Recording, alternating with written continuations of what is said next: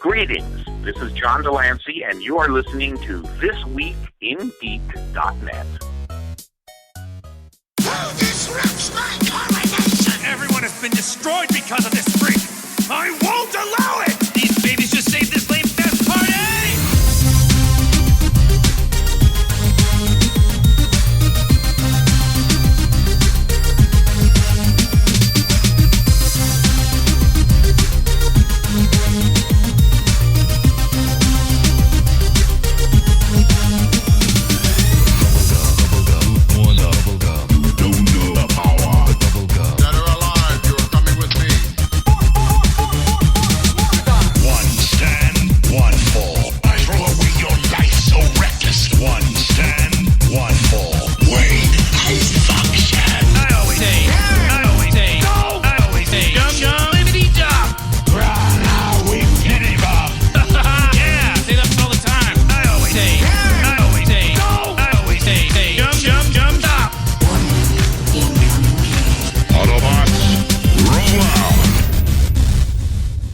What's going on? You are listening to TWIG, the flagship of stupidity. I'm your host, Mike the Birdman, but I'm not alone. That's right, we are back together in studio for this very special, actually, well, it's just kind of, it's the regular Monday show. It's a Labor Day weekend show. It is a Labor Day weekend show, so get excited, folks. Ish, I guess. That means back to school is happening tomorrow, whether that means on campus, online, or however you decide to do school this year.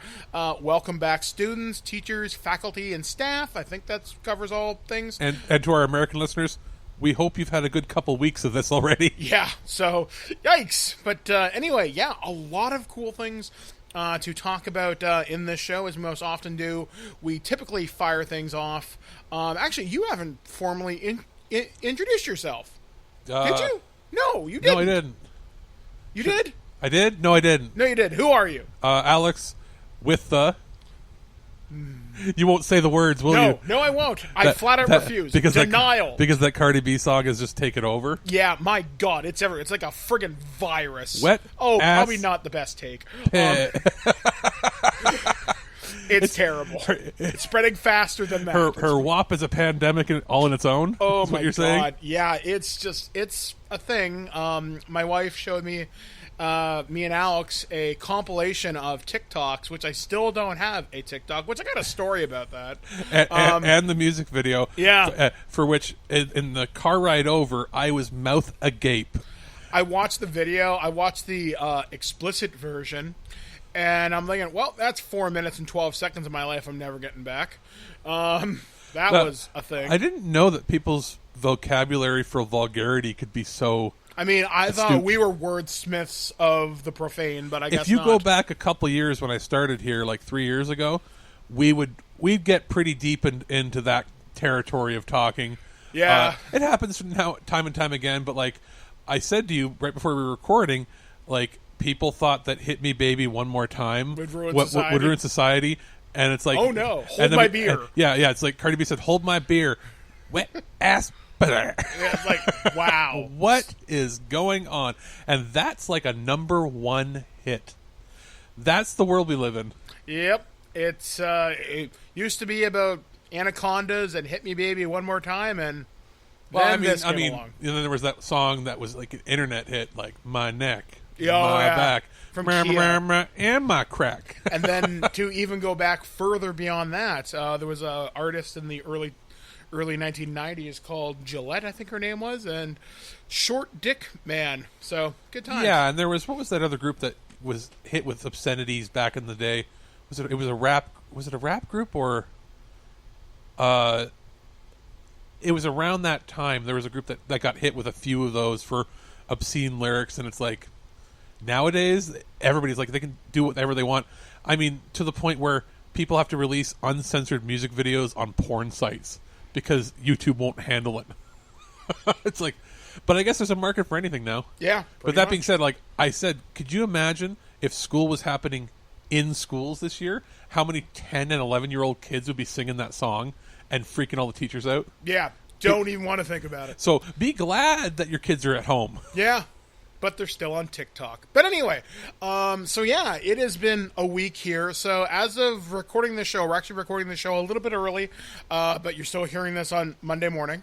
So me and Blair live in a pretty nice part of the city here where we live in the lovely city of Guelph, Ontario, Canada. And we went out this morning for our usual adventure to go get Tim Hortons coffee and whatnot and sit outside. You're so Canadian. I know, very much so. All we need is like toques and beavers. It's our usual ritual. We got to go to the Timmy's and have our coffee and be all good old Canadian boys and girls. I think I've virtually graduated to that stage of like old person. So, well, are you there at 5:30 in the morning? About 7 or 8. Okay, give it about 10 years, and you'll be fit in with the rest of them. Yeah, I'm definitely getting there. I've already got the wheelchair. So we drive on through, and we're driving past our place, or Blair's walking anyway, and we stop, and I'm like, something's different. And I look at Blair. I'm like, Blair, where's our barbecue? And she's like, oh, fuck. So, yeah, some scumbag stole our barbecue. So we go back. And the propane tank. So we go get our breakfast, come back, because our Tim Hortons is less than like a block from my house. So we come back, and we're coming down the road there. And what do I see upon the sidewalk but the barbecue brush? So they stole everything, but you know what? The barbecue brush was just one step too far. So some scumbag decided to wheel this thing down the street, and nobody thought to stop them. I mean, it's got to be odd. Like, you wouldn't necessarily question it. Yeah, but it's weird, especially if you're doing it at like 2 o'clock in the morning. Well, Blair was saying that it's a possibility it might have been a couple days ago. Yeah, like, although... Because you hadn't been out to barbecue in a while. Yeah, although Shannon says she did see it yesterday, so regardless, some scum fuck has my barbecue, and the joke's on you. It's partly rusted. I mean, the only thing you can hope for is that, like, hey, Tetanus. If it was a homeless guy, maybe he's going to get a good meal out of it. Yeah, and, I guess. And I mean, it sucks, but, like, it's not like you had, like... A grill master. You didn't have like a $1,200 barbecue or a smoker. You had like a portable, not the cheapest one, not like a $20 one. Yeah. But like yours was like $100. Yeah, $100, $200. Yeah, like something reasonable that after a few years of use you wouldn't be keeping. This wasn't like a 10-year investment barbecue. Yeah. And if it was, you would have probably had it chained up somewhere or something. Yeah, but that was annoying. And like I said, if you get another one, what you can do is get a chain for it.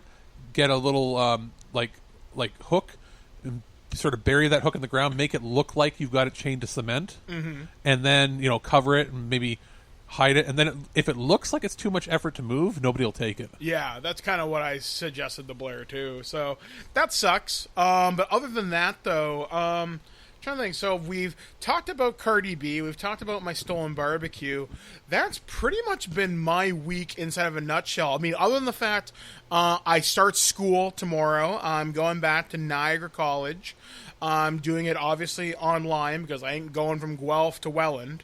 But I'm really, really looking forward to this. I'm getting back involved with student services, hopefully. And yeah, so let's talk about your week, and then we can talk about what's coming up in the show. Sure. This week, my grandmother came over for a visit for the first time in a year, actually. Like usually I would visit there, but during isolation times, it's been few and far in between. But she's isolated enough. She's like, I want to come visit for a lunch. And I went, absolutely. So she came over. We watched some TV, just sort of relaxed a bit, and then I'm in the process of getting my free TV that I was supposed to get a couple months ago when I got my new phone. So that's arriving as of this release of this episode. It should be here, and I've had to figure out where I'm going to put it because I'm going from a 50-inch TV to a 65, which I was like, cool, and then I realized that's going to cover some of my wall space that I normally had stuff like shelving on. So, first world problems, Mike. Yeah, pretty much. But I'm going to be prepped with that and a new battery backup APC power supply for the new consoles whenever they arrive. Yeah, whenever, because Microsoft has said there's going to be no new console information at Tokyo Game Show. We don't know when there's going to be their next thing. Although, speaking of games, I actually got a email this past week from, I guess it's the folks over at Games, and they sent me this press release for this product, and we're probably going to be looking at it. I haven't been promised a review unit just yet, but they did send over some information. So we're supposed to be looking at this thing called the Legends Gamer Mini, which is like an arcade stick that plugs into your TV via HDMI. There's like an optional pinball kit for it too, but they got like a bunch of games built in. There's like Joe and Mac, which is Caveman Ninja, so that's like a Data East title. There's Burger Time. There's Bubble Bobble. It sounds like a lot of the stuff they licensed. It's Data East and a couple of the others have really been licensing, and IREM, I think, have been licensing a lot of stuff to pretty much anybody that wants to build a device. They give it to them fairly cheap. And that's kind of a smart marketing tactic. Like get your games out in front of as many people as you can. Because they don't have, they're a holding company now, a lot of these. They don't really make active products. And unlike other companies where they charge an exorbitant amount of money, they go, hey, our options are charge too much and nobody wants it, don't do anything, and people will pirate it. Mm-hmm. Why don't we just offer it cheap enough so that every company will license our stuff? Yeah, so why not? So hopefully I'll be taking a look at this thing. I think the thing retails for like $100 US. So we'll be looking at it, hopefully. It does look kind of neat. I mean, obviously, At Games does have an interesting reputation when it comes to hardware and software. But that's for devices that were like on the lower end, or ones where software hasn't been their specialty. Yeah, like there are higher end versions of this thing. Like there's one that's like $200, I think, and it's got 2-player joysticks and there's like a trackball. So, and it has like a lot more built-in games. So, you know what? Yeah, I'm curious. You've got my attention. It sounds like they're attracting or trying to attract a more enthusiast market, which means that they'll be upping their game, hopefully. Yeah, and if you're staying at home, which you fucking well should be, something to play with. So, coming up in this show, we actually have quite a few different things we will be talking about this week. I will have a review and impressions of Loot Crate DX. Loot Crate reached out to me and sent me one of their latest subscription boxes, and I'll let you know if it's worth it from you as a Canadian person, and then some thoughts on you if you happen to be a U.S. customer. I also got The Making of Aliens from Titan Books. I will be taking a look at that, as that movie is one of my all-time favorites. If you've been following this show for any length of time, I'll be talking about the lengths that the author went to get some of the behind-the-scenes stories and everything else in that book. And Alex, you have a video game this week. Yeah, NISAmerica sent over a little while ago the new Switch version of the RPG Maker franchise, Awesome. which has had a storied history, both in the fact that it was rampantly pirated and like fan translated back in the 90s, and it used to pop up on every website, to slowly making it to officially released in the West on PS2 and other consoles. And this is the newest iteration that lets you sort of live out your 16/32-bit sprite RPG fantasies. And I'll say this before even the review, interestingly enough, anybody can play the creations that people make in it, because you can download a player app for free, and anybody's creations can be downloaded. So you have potential to just play hundreds of games for free. And just like, you know how the creator community can be, there's probably going to be some really interesting things made. Yeah. I for one am terrible. Yeah, I was never good at those things. Like, I remember when it was back out on the PlayStation 1 that a friend of mine had. Yeah, it's similar. The ASCII Corporation made that, and they also made, back in the day, remember the Fighter Maker? Yep. That one, I think, had a little more legs and went longer, and then eventually evolved into, I forget the name of the other software that became, I think it was free-to-play stuff on the PC, where people were like... The Mugen? Yeah. Yeah. Yeah, that came out of that Fighter Maker community. So yeah, it's a storied history, one of the longest running, like dating back to like 1990. That's how long this series has been running. So we will be talking about all these and more right here on ThisWeekInGeek.net, your flagship of stupidity. I've been Mike the Birdman, joined with Alex the Producer, and we're going to take a visit to LV-426 aboard the Sulaco. This is the making of Aliens from Titan Books. What's the question? Is this going to be a stand-up fight, sir, or another bug hunt? Okay, Marines, it is time to lock and load as we depart Gateway Station and are on our way to LV-426. I am Mike the Birdman, your reviewer for this voyage, and we are taking a look at something rather special coming to us from Titan Books. A review copy was provided to us. This is the making of Aliens by J.W. Rinsler.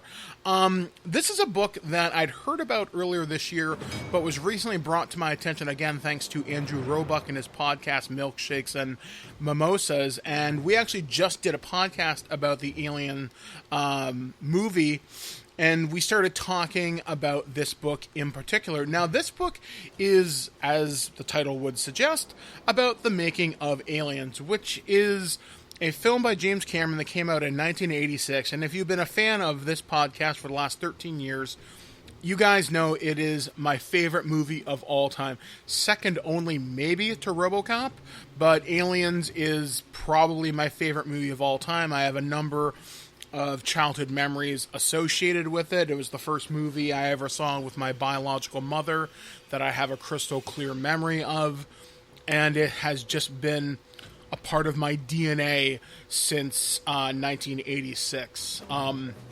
So I've always had a fondness for this movie, and obviously I own the Blu-ray that came out a couple of years ago. I've watched the documentary Superior Firepower, The Making of Aliens. I've listened to the 2003 audio commentary. And reading this book, which is almost 300 pages, breaks down some of the stories you've heard in some of the commentaries and the documentaries, but expands upon it. Like, they talk a little bit more about some of the special effects that the Skotak brothers did. They talk about some of the troubles they had getting this movie made, and how, like, Cameron was given the rough idea for this movie and then he fleshed it out, how he adapted it from his story he did called Mother. How, even I didn't know this until reading this, how Cameron more or less coined the term xenomorph. I had no idea. That was something he carried over from the Mother short story that he did. And then how that eventually became... He took the idea that the other people came up with, combined it with his, did a couple of different drafts, and eventually we got this movie that was being made. I also, while I was reading this, there was a scene that was written, but it was obviously taken out, where Burke visits Ripley, and Jonesy, the cat, is a robot. He's a synthetic. And Burke explains to Ripley, yeah, we couldn't revive your cat, so the company had a synthetic one made up for you to make it easy for you. And Ripley tells him to get the hell out.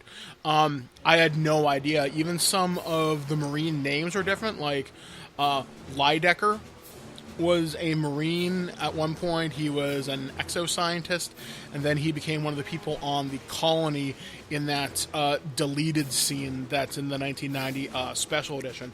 But the book goes into exhaustive detail about everything you can think of about the Aliens franchise, from miniatures, the suits, the special effects, to like anything you can conceivably think of across its 10 chapters. And then there's even a epilogue that kind of brings things more or less up to the current date. I even saw a couple of things that were dated 2019.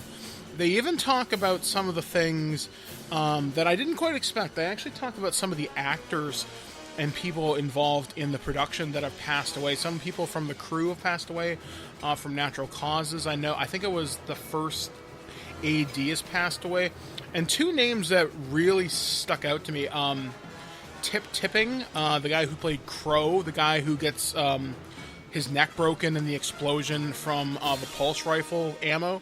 Yeah, he died in a parachuting accident. I had no idea. The guy who plays Wizbowski passed away in 2016. And I didn't know this. Composer James Horner passed away in 2015 from a plane crash. didn't know that. But they also have a touching little bit on Bill Paxton. They tell a little anecdotal story how they all met at Calgary Comic-Con. They all went out to dinner, and he got the restaurant to stay open late, and they all go to pay, and they're like, don't worry, Mr. Paxton's already taken care of the check. And that's something really nice. I've had a great admiration for Bill Paxton throughout his entire career. Obviously, Hudson being one of my favorite fictional characters of all time. There's even a quote in the book on one of the sidebars with next to Bill Paxton's picture, talking about fan mail. He says, for every one or two Hicks and Ripleys, there's a million Hudsons. And there's a really nice black and white photo there. That's another thing to mention about this book. There are tons of behind-the-scenes photos, miniatures, and production sketches. Some of these I recognize from the Aliens Colonial Marines Technical Manual, especially when it comes to the APC. There's things of the Sulaco. There's the colony complex. You get to see the suits in really, really good lighting, which is kind of neat. Like, this is exhaustive, and I am so thrilled that this level of care and detail has been given to this. I really hope Titan Books follows up with the rest of the series and does Alien 3 and its production, however troubled it may be. Alien Resurrection, I actually do not know a lot about. I would even be willing to read a book on Aliens vs. Predator and Alien vs. Predator Requiem. I wonder if you could put them into one book. I don't know. But J.W. Rinsler did a fantastic job with this. Like, I really can't find any fault here. Like, this is a nice size coffee table book. It's heavy, it's thick, the pages feel nice. It's got a really good heft to it. Its dust-covered jacket is Ripley in the power loader just before she says, "Get away from her, you bitch." If you open up the dust jacket and reveal the actual cover of the book, it's a drawing of the alien queen in kind of this, I don't even know how to describe it, kind of white and black, but it looks cool. And it's nice to have this. And ultimately, I cannot recommend this book enough. The book is available on Amazon.ca. The suggested retail price in Canada is $79. Now, if you're a huge fan of the Aliens franchise, this is a no-brainer. I really think you should pick this up. And especially if you listen to the 2003 audio commentary, and if you watch the documentary Superior Firepower, this is a nice supplement to that. So you're going to get the complete Aliens experience. So once again, that is the making of Aliens by J.W. Rinsler from Titan Books. I give this a wholehearted recommend and expect this to show up in our holiday gift guide later on this year. Check it out. I am the ultimate badass. Yeah. State of the badass art. You do not want to fuck with me. Use on the mark. All right, we are back here on ThisWeekInGeek.net. I'm Mike the Birdman, joined with Alex Producer, and of course we took off, nuked the entire state from orbit, and it is now a vapor cloud the size of Nebraska. So, let's break things down for what happened in the world this past week from this Labor Day weekend and from beyond. Here's what happened in the world. So, we're going to start things off on kind of a sad note, kind of a follow-up to a story everybody talked about last week. I actually have two stories here, but I'll cover them as quick as I can. This story comes courtesy of comicbook.com, but Whoopi Goldberg, or Guinan from Star Trek, calls on Disney parks to build Black Panther's Wakanda experience in honor of Chadwick Boseman. Whoopi Goldberg is calling on Disney to build Black Panther's Wakanda experience at Disney theme parks in honor of the late Chadwick Boseman. Black Panther has become even more of a milestone phenomena now that Chadwick Boseman has died, especially since we've learned that Boseman shot the film while battling colon cancer. Whoopi posted the following message to Disney on Twitter: "Dear people in charge of building new experiences, Disneyland and World, we don't really need another Frozen Land, but what we could use is Wakanda. Please, Disney World, Disneyland, please build in Chadwick Boseman's names, Wakanda." The misspelling of Wakanda aside, Whoopi makes a good point. While Disney has traditionally used its theme parks to highlight its animated works, that time has been a change, and big franchise brands that Disney has acquired, like Marvel and Star Wars, are steadily taking up a bigger and bigger portion of the theme park real estate. Star Wars Galaxy's Edge has been a major new attraction that's gotten major expansions. Meanwhile, Marvel's Avengers Campus is in the works to be the next major attraction that Disney unveils. It's already been announced that the Avengers HQ attraction to the California Disneyland parks will feature a ride that sees the Avengers on a mission to Wakanda, but at this point, do fans and Chadwick Boseman deserve more? Black Panther has become an even bigger icon since his solo film's release. In fact, one of the most beloved moments from Avengers Endgame is no doubt the now poignant moment where Boseman's T'Challa, Black Panther, is the first dead to return in the final battle against Thanos, just when Captain America needed him the most. Given what a cultural milestone Black Panther was, and the fact that the franchise and character will now continue moving forward with the new momentum Chadwick Boseman helped provide, it makes sense both morally and financially for Disney to add a full-fledged Black Panther and or World of Wakanda experience to its theme parks. If the studio has any unreleased audio of Chadwick Boseman in character as T'Challa, that would be definitely an exclusive offering for the attraction that would not only draw in Marvel fans, but likely new demographics of parkgoers Disney would presumably want a bigger share of. Right now, we're still in the grips of trying to process and memorialize the loss of Chadwick Boseman and his massive talent. Questions about how Disney and Marvel can best honor his Black Panther contributions are looming, but we will have that answered later. Rip King Chadwick Boseman, Wakanda forever. I hope that whatever they do, they make sure that it's tasteful. Yeah. And not just a cash grab. I think if Disney can pull it off, it would be really, really, really nice. I mean, the Wakanda experience, like, looking at the movie, when you're going through Shuri's lab and you're seeing the different Black Panther suits, that would be cool. If you show the, where you go to T'Challa's throne room and you go through Wakanda itself, it looks very futuristic.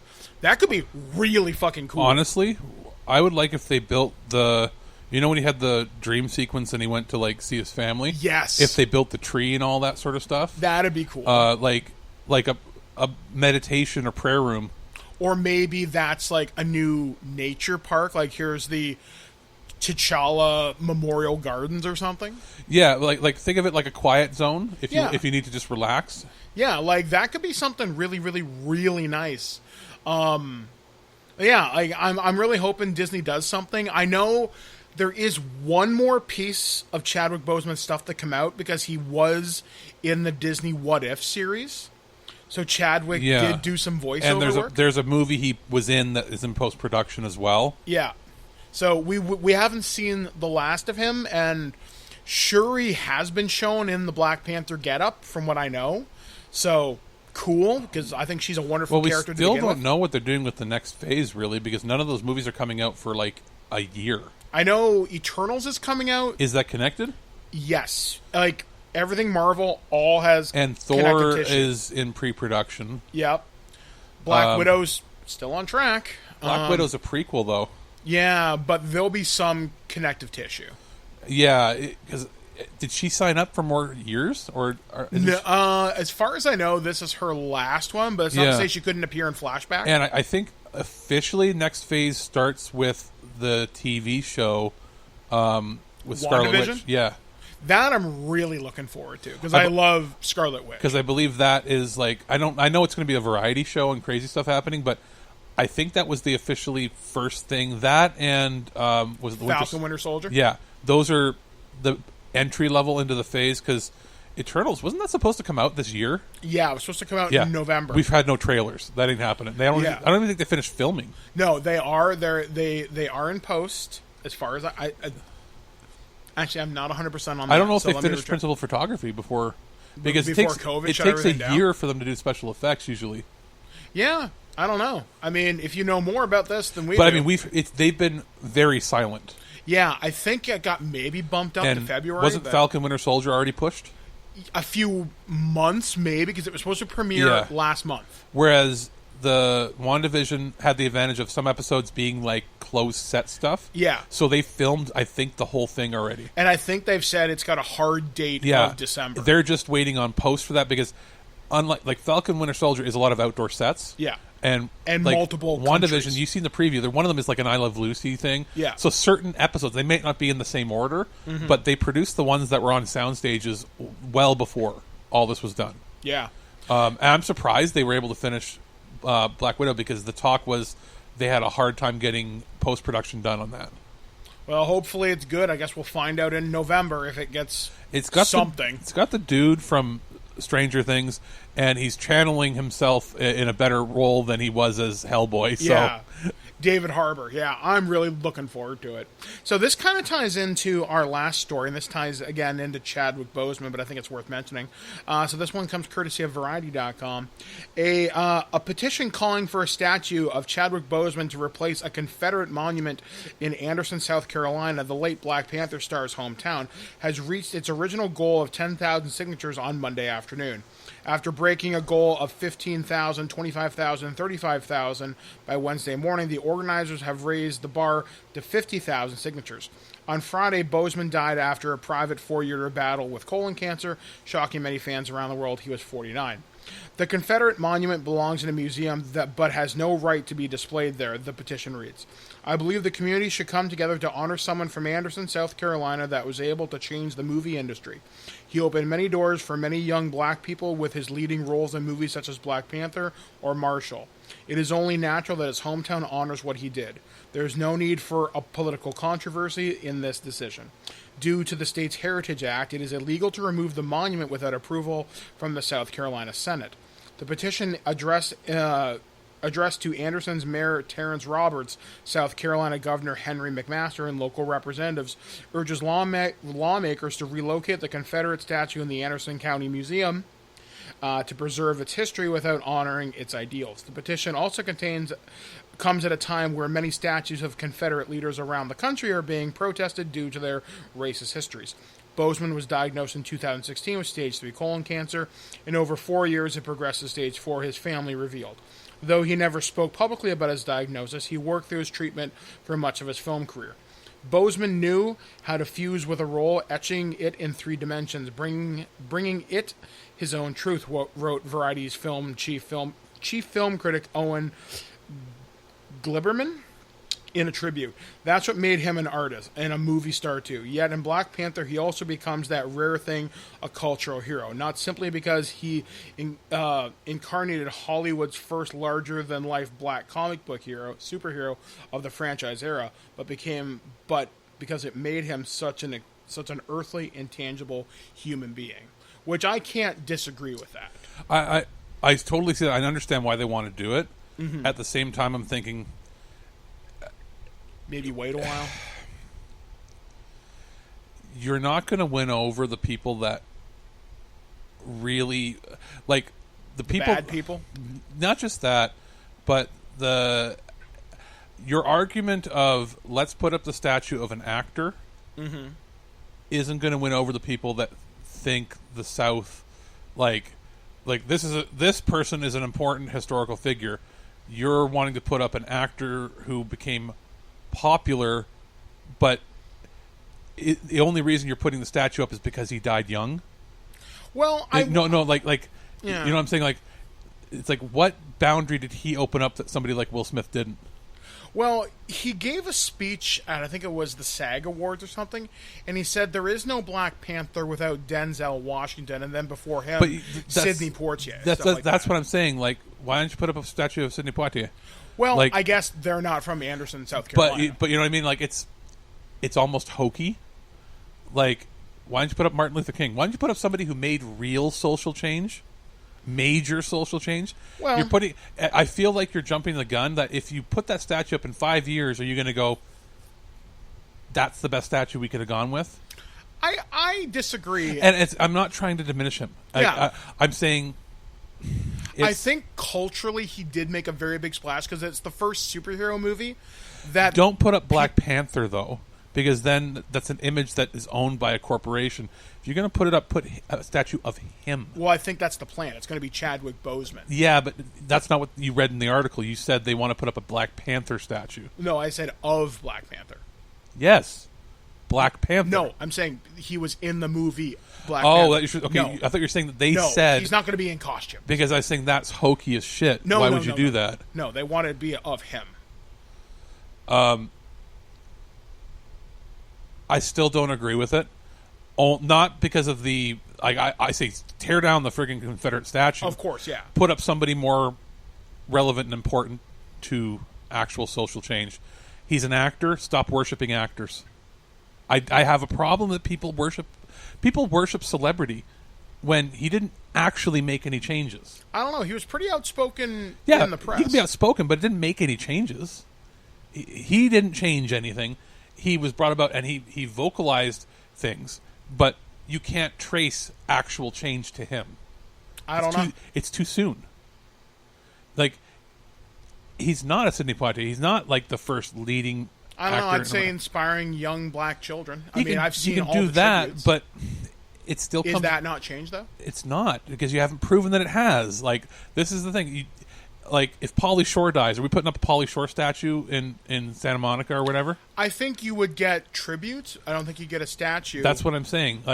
Like even here, like, there's a Phil Hartman statue in Hamilton. Mm-hmm. I don't think it should have it. He didn't inspire change. It's like the idea of this is the most famous person to come from our area, and it's popular right now to talk about him, so let's put a statue up. I don't agree with that. Like, fair. Because you're worshiping celebrity instead of worshiping their deeds. And if it came out, like, if it comes out now that Chadwick was like, oh, secretly he was funding all these hospitals and doing all these things, he was making visits, but if it came out that he was making real significant change everywhere as an inspiration, that's one thing. I get it. I totally get it if you want to do it that way, but aren't there more important social change people that could really be used as a symbol instead of an actor? I don't know. I think it's great. I get it. I do. I get it. I'm just saying, as that's the argument people will make.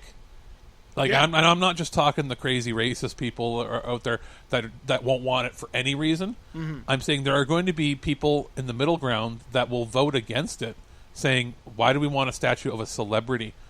Just because right now we're in a major social change that it comes across as, let's put a symbol out there so that we can pretend that we're actually making change. Like, it doesn't just get to erase their history. It doesn't get to erase the problems that they've had or the mindset. It won't change the minds of people putting up a statue. It is a first step. It's a step. So, but if they do it, expect in 10 years they replace it with something else. I don't know.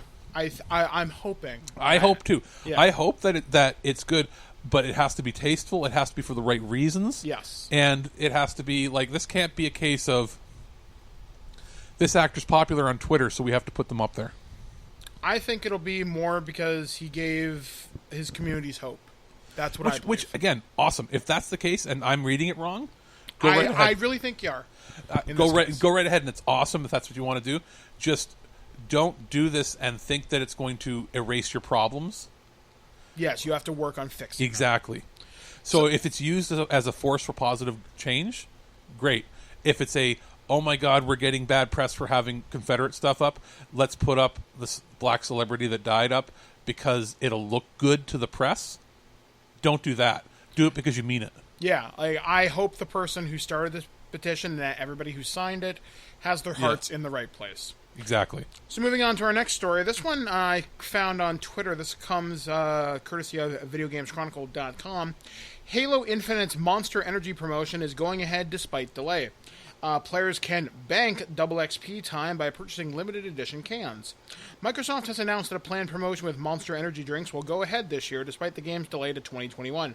Between September 1st, and December 31st, 2020, fans who purchase limited edition Monster Energy cans will be able to bank 30-minute double XP boosts for use when the game releases next year.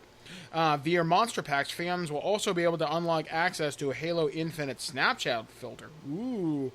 Who complete 3 monthly Snapchat challenges then will gain access to exclusive Halo Infinite cosmetic items, including weapon coatings and emblems, which will be available via separate promotions at U.S. retailers Walmart, Meijer, and others.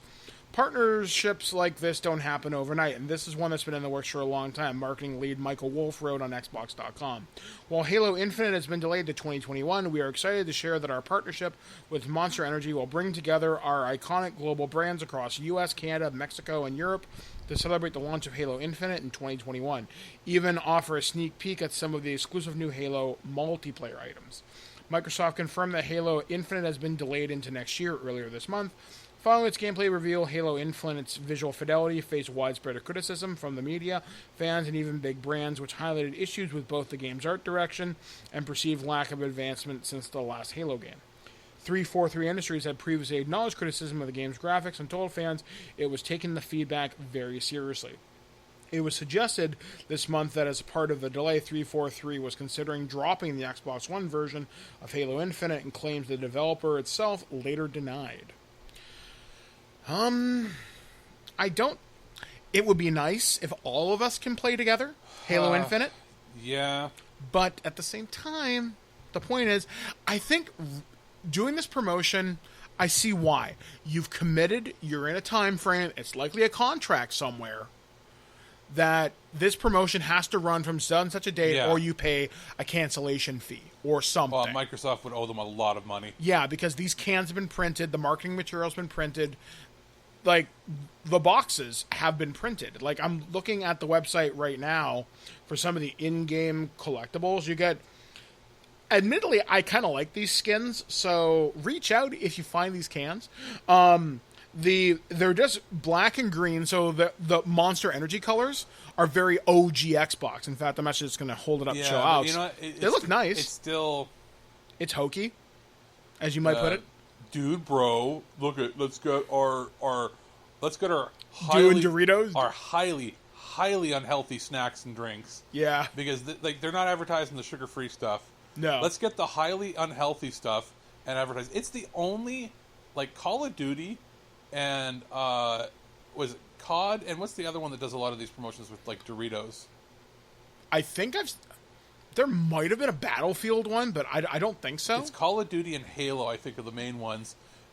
They're the only ones that can advertise terrible shit to you. Yeah, like you can't, in Canada, you can't advertise sugary cereals to kids anymore. Nope. But you can advertise garbage to gamers. Yeah, like, I remember when there was the Dew and Doritos promotion. Hell, I won an Xbox One from Doritos. Which, I mean, cool for you, but, like, it's the only industry where you can promote unhealthy living still. Yeah, it's kind of weird, and it's all like, under the auspice of being like, you remember, hardcore gamer. You remember Gamer Grub? That was a decent alternative. My question is, for video games, why hasn't somebody partnered up and, like, why isn't it like, hey, why don't we try to market to show that, like, you can actually be eating healthier and still have a good snack? Like, why isn't, like, Lay's Baked a sponsor of a game?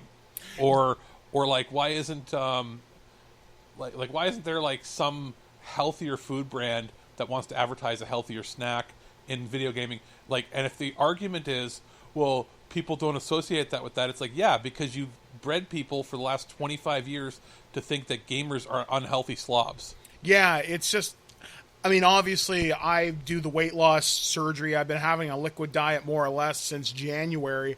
It would be nice when I actually can eat normally again, other than to have an alternative. Other than G Fuel, like which is fairly low calorie, you see everybody advertising that. But like, I'm kind of surprised that, like, even with G Fuel, why there haven't been more gamers or more associations with their hydration one. Like, why does it always have to be the caffeine one? Yeah. Why can't there be the sugar-free, caffeine-free? Like, why don't we get, like, Diet Mountain Dew sponsoring something? It's like it's viewed as weaker or something, but it's like, you don't... The image that you conjure up when you think of Doritos and, like, Mountain Dew is somebody incredibly fat living in their parents' basement. Yeah, like you always get... There's a certain image that has been bred over KFC, 20 years. Tostinos, or whatever it is, all that crap. Why don't you get, like, healthier snacks, still snacks, alternatives, or healthier drinks? Like, why don't we have, like, I don't know, like, diet drinks advertised? You could make a lot of bank that way. Yeah, I mean... It's an untapped market, and it doesn't have to be like, oh, we should advertise it only with, like, puzzle games and Tetris and stuff. No, why can't the hardcore gamers also be into eating healthier? Well, I think that's something G Fuel has done. They're the only one. Yeah, and G Fuel does work, obviously, with a number of these major brands, but you notice, or at least I noticed this past year with Call of Duty League, it was Mountain Dew Game Fuel. They lost the G Fuel sponsorship, as I look at it. Yeah. If I'm wrong, whatever. Because when you look... It comes down to the money. Let's be real. You got, like, some of the kids are going to eat Doritos and that, but, like, the way they advertise it, they're advertising, like, eat a bag and a half a day. Like, that's and it's a like, lot. And if you look at the gamers, like, when they're young, maybe they can do that or sponsoring, but, like, ask any doctor, is it healthy to be pro gaming for 8 hours a day, living off of Doritos and Mountain Dew? Yeah, not good. Yeah, it's going to kill you. Yeah, You're going to get diabetes and die. Why don't they just advertise, like nuts? Yeah, like a trail mix company, or why isn't like Quest bars? Like, you think that protein bars would be getting? Why aren't protein bars on it? I think there are one or two, but you don't see them as lined up with the game industry. I know there are some healthy game advertisements, or healthy game snack alternatives, but they are not well publicized. Like, why don't they start advertising stuff like adult Lunchables? Yeah, like it's like not Gamer Grub, but like, why don't they do it like for gamer snacks, sponsored little by bento box? Yeah, by a company that does, like, here's your crackers, here's your proteins, here's your cheeses, and then you get like trail mix on the side, and it's like an adult portion, so like 2 times or or whatever you get in the kids meal. What I would do that would make so much money, because you could sit there, eat your crackers and cheese. It's somewhat healthier. Create a adult Happy Meal as you propose. Yeah, portion controlled, hard limit of 500 calories. Yeah, but you have fun stuff like finger food that won't make a mess. Yep, finger food that will not drip on controllers or whatever. Because why is it that Doritos and like Cheetos like advertise? And can you imagine eating that stuff and then covering your controllers and all that? Oh yeah, like back when I was gross, like with gaming. I took many a knife to clean stuff out of controller gunk. You know, you'd think that they would want to advertise. It's like, why doesn't Doritos have like, here's a new product, won't leave anything on your fingers? Yeah. So yeah, hopefully, bank your double XP. Like Schneider's and Maple Leaf and everybody, if you're listening. Yeah, like we've got $1 million idea. Tap into a market. It's gamer snacks. Yeah. Gamer snacks of the products you already own. Just package them for them. Yeah, figure it out. All right, so this next story, we'll probably have a lot to say, but this one comes courtesy of SeekingAlpha.com. AT&T is looking to keep Warner Brothers' video gaming unit, according to Bloomberg. Because they got 2 games that look good on the horizon? Is that why? Yep. In the latest fast-moving asset sale news from AT&T, the company is said to be scrapping the idea of selling its Warner Brothers video game unit, according to Bloomberg. In June, news emerged that it was looking at a potential sale of the unit that might have drawn $4 billion, possibly from one of the 3 big game publishers. EA, Take-Two, and ATV, I think. All of which express interest. The information... What was the third company? It said ATVI. I don't know what that is. It's probably a Chinese company. All of which express interest. The information later reported that Microsoft was eyeballing the game unit as well. But now that division may be too valuable for AT&T to unload. Also, I can say this, Google was interested. It wouldn't surprise me. It really wouldn't, and they'd be smart. Because they would have, like, you want to prop up Stadia? Yeah, that would be great. Like, hey, the next Batman game, only on Stadia. Or even if it was on other consoles, could you imagine having the Google branding on a PlayStation game and saying, by the way, plays best on Stadia? I mean, another thing you could do is you could sell it to kids, and this is going to sound weird, but follow my thought process here. All future Lego games on Stadia first. I think that was probably why they were eyeballing it. Was the idea of getting the family games on there, and Batman they wouldn't necessarily get Batman though. Yeah, but because that's too valuable to not put on consoles. They would have wanted. I think they would have wanted Warner for 2 things. One, NetherRealm. Yeah, for Mortal Kombat games, because that would have given them an edge in that market. And number 2, and the biggest thing that Google would have wanted, established properties owned by Midway. Yeah. There's so many things they could like. Spy Hunter. They just put out. I've been playing it. The Bomberman with like the crazy amount of multiplayer. Think about getting like Missile Command, like Nintendo putting out like all their Tetris Arcade 100s collections? or Yeah. like where it's like 100-player multiplayer stuff. Think about how easy it is for all of the old Midway games. Yeah. Take a classic arcade game that you know the branding of, and then go, what is it, like San Francisco Rush or whatever. Yeah. Take that game with those graphics and go, all right, it's now 50-player at the same time all at once. Yeah. You can do that stuff with cloud gaming, and then they don't have to build their brand from the ground up. So that's why I think they were interested. It makes sense. I mean, I think it'd be fantastic. I'd like to see other franchises do what we're going to talk about a little bit later in the show, is take a classic IP, add essentially a battle royale to it, and I guess we'll wait and see. So this next story comes courtesy of comicbook.com, and big surprise, Disney Plus has spoken. The highly anticipated second season of Star Wars The Mandalorian is finally making its way to TV screens around the world, and fans have been preparing for the premiere date this fall. After quite a few guesses as to when exactly the show would return, we finally have an official announcement. On Wednesday morning, Disney Plus revealed that Season 2 of The Mandalorian will be making its way to the streaming service on October 30th. It's a Halloween release. It is, although we haven't seen a trailer yet, which is a little weird. I'm I'm not surprised. People have seen the trailer? I know it hasn't shown up on any of the press sites that I'm part of with the... No, it wouldn't, because it would get picked apart in a minute. Well, I was going to say, even on the electronic press kit sites that I'm a part of, there is just literally a press sheet that says it's coming in the fall. Yeah, and here's the key artwork. There hasn't even been key art. That, like, until now. Yeah, it's just that logo, which is maybe a slightly different color. Usually by now, they would have... We don't use them, but they'd have, like, IGTV videos, which are Instagram, like, basically vertical video. They don't even have that. So I think that stuff's all going to drop, best guess, next couple weeks. Probably. We'll probably see something before the end of the month. It's probably... they're probably only going to do a 4-week lead-up. Yeah. So, and because it's Mandalorian, very few people will get access to it. Very few people got it the first time around. The talk is that they're not doing press copies at all for anything on the because Disney of Plus leaks, platform. It's possible. Yeah, like they're not... Like, even though they have the ability, they actually are trying to boost their numbers by making people just interested to show up on day one. It is, but it was announced, wasn't it, that it's still a weekly show? It's like yes. Whereas most other networks are doing one. They'll either drop all of it, or what the Apple and HBO Max method is, they'll start a show by giving you the first 3 episodes.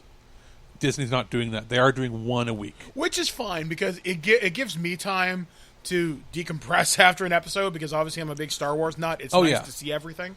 But I do like that the other networks, that's a smart way to go. If you're not going to drop them all at once, drop 3, because by how many times have we said if you're not hooked by the 3rd episode, you probably won't be? Yeah, exactly. Like, my rule of thumb, you get 5 chances, which is way more than baseball. I was going to say, but most people generally give it 2 to 3. Yep. And so dropping all 3 episodes for a lot of these shows at once gives you a weekend. You can go, you know what? Get me hooked. And you can watch for 2 hours and get the whole thing. Yeah. But they've realized with The Mandalorian, they don't have to. Yeah, it's Star Wars, because, frankly, the critics and fans are still very divided over Rise of Skywalker, but everybody loved Mando. It's the biggest show since Game of Thrones. Yeah, everybody knows it. Period. There's other shows out there that maybe have a higher budget, or maybe are better written in some cases, but there is no bigger water cooler show than that since Game of Thrones ended. Yeah, and before that, it was Breaking Bad. And The Walking Dead. Yeah, so it's great. I mean, it's in the cultural... I hate to use this word, zeitgeist. Yeah. Everybody knows Baby Yoda. Everybody knows. Yeah, even people that this is the way. That don't watch it go, oh, that's the baby Star Wars show. Yeah, people even know it. Like my grandmother doesn't know the show, what it's called or anything, but knows the pictures. Like knows that's like, oh, I think she said that's that Star show when she saw a picture of Baby Yoda. So I'm like, oh, my grandmother in her 80s, who's never seen a single Star Wars or Star Trek or anything, knows exactly what that's from. So that tells you how far it's permeated into the octogenarians. Yeah. So I'm looking forward to it. We'll be talking about it on this show. I can promise you that. I would almost consider starting a Star Wars podcast. Did they say how many episodes this season? Probably the same as last time. 8 again? Makes sense. Especially with the cut down production time they've had. So, this next story has actually been updated since I last grabbed it, so thank God for that. So this one comes courtesy of mobilesyrup.com. Rogers and U.S. company bid to purchase Kojiko. The audit family declines offer. The agreement is conditional upon successful acquisition of Kojiko by Altice USA. So this story was updated, so I'm just going to read you the updated. I'll give it back. Can I give a background while you pull that up? Rogers, for any Americans, is the largest telecommunications, and our version of Comcast. They own Comcast Roadrunner. They own about 75% of all cable lines in Canada. Yeah, it's Kojiko or Videotron elsewhere. Videotron in Quebec, Kojiko in Northern Ontario. Eastman is also a smaller one here. Yep. I think Eastman just got purchased. If not, they might be soon. And then there's a few others in the western part of Canada, but for the most part, they're big. They were so big that they own a third of all television stations and TV show production in Canada. They also owned Rogers Video, which was bigger in Canada than Blockbuster. Yeah. So they also, as we've alluded to before, owned the Canadian distribution of Netflix back in the day. Because Netflix wasn't available here, they had Rogers On Demand that used the Netflix. They licensed the software. So if it's Canadian media, they're 50% or more entrenched. They're also viewed as an evil corporation that everybody hates because they have horrible customer service. Although sometimes you get somebody good. Unless you have business. If you have the business class, or you know what to call, or here's the tip. When you call for customer service, retention. Press 2 for French. They'll switch you to a French-speaking person, but when you start speaking English, they will then deal with you right then. There's no lines ever for calling the French line. Huh. Pro tip. Just a little. It's the same as in the States. If you're in the States, press 2 or whatever it is for Spanish, and you'll get right through for pretty much any company. Well, things I didn't know. Little tips from working in call centers. So this is the update, and then I'll give a little bit more background. So the AUDET family, which controls Kojiko, has indicated it does not intend to sell its shares and will not support the proposal. The non-binding proposal of Altice USA and Rogers Communications Inc., which was preemptively announced today by Altice and Rogers, has been reviewed by Geston Adenium, a company controlled by the members of the AUDET family, holding 69% of all voting rights of CGO, which in turn controls 82.9% of all voting rights of CCA. Gaston Aldin Inc. has already indicated that it does not intend to sell its shares and will not support the proposal, the company said in a press release. Rogers originally wanted to buy Kojiko's Canadian assets for $4.9 billion. Which is a lot in Canada. Although Altice has detailed an offer to purchase Kojiko for 10.3 billion Canadian and take over its Atlantic broadband operations in the U.S. and sell the Canadian assets to Rogers. Rogers' transaction is conditional upon the completion of terms laid out in the Altice USA's offer. So this sounded pretty huge. Yeah, yada yada yada. A lot of damn cable money being thrown around. And broadband money. And the problem there is the other main competition for them is Bell, which owns all the phone lines in Canada. Which, essentially, we have an oligopoly, which is only a couple companies controlling all the media within Canada. So, with this sort of thing, you have to bring in the CRTC, and which is like the equivalent of the FCC, and yada, yada, yada.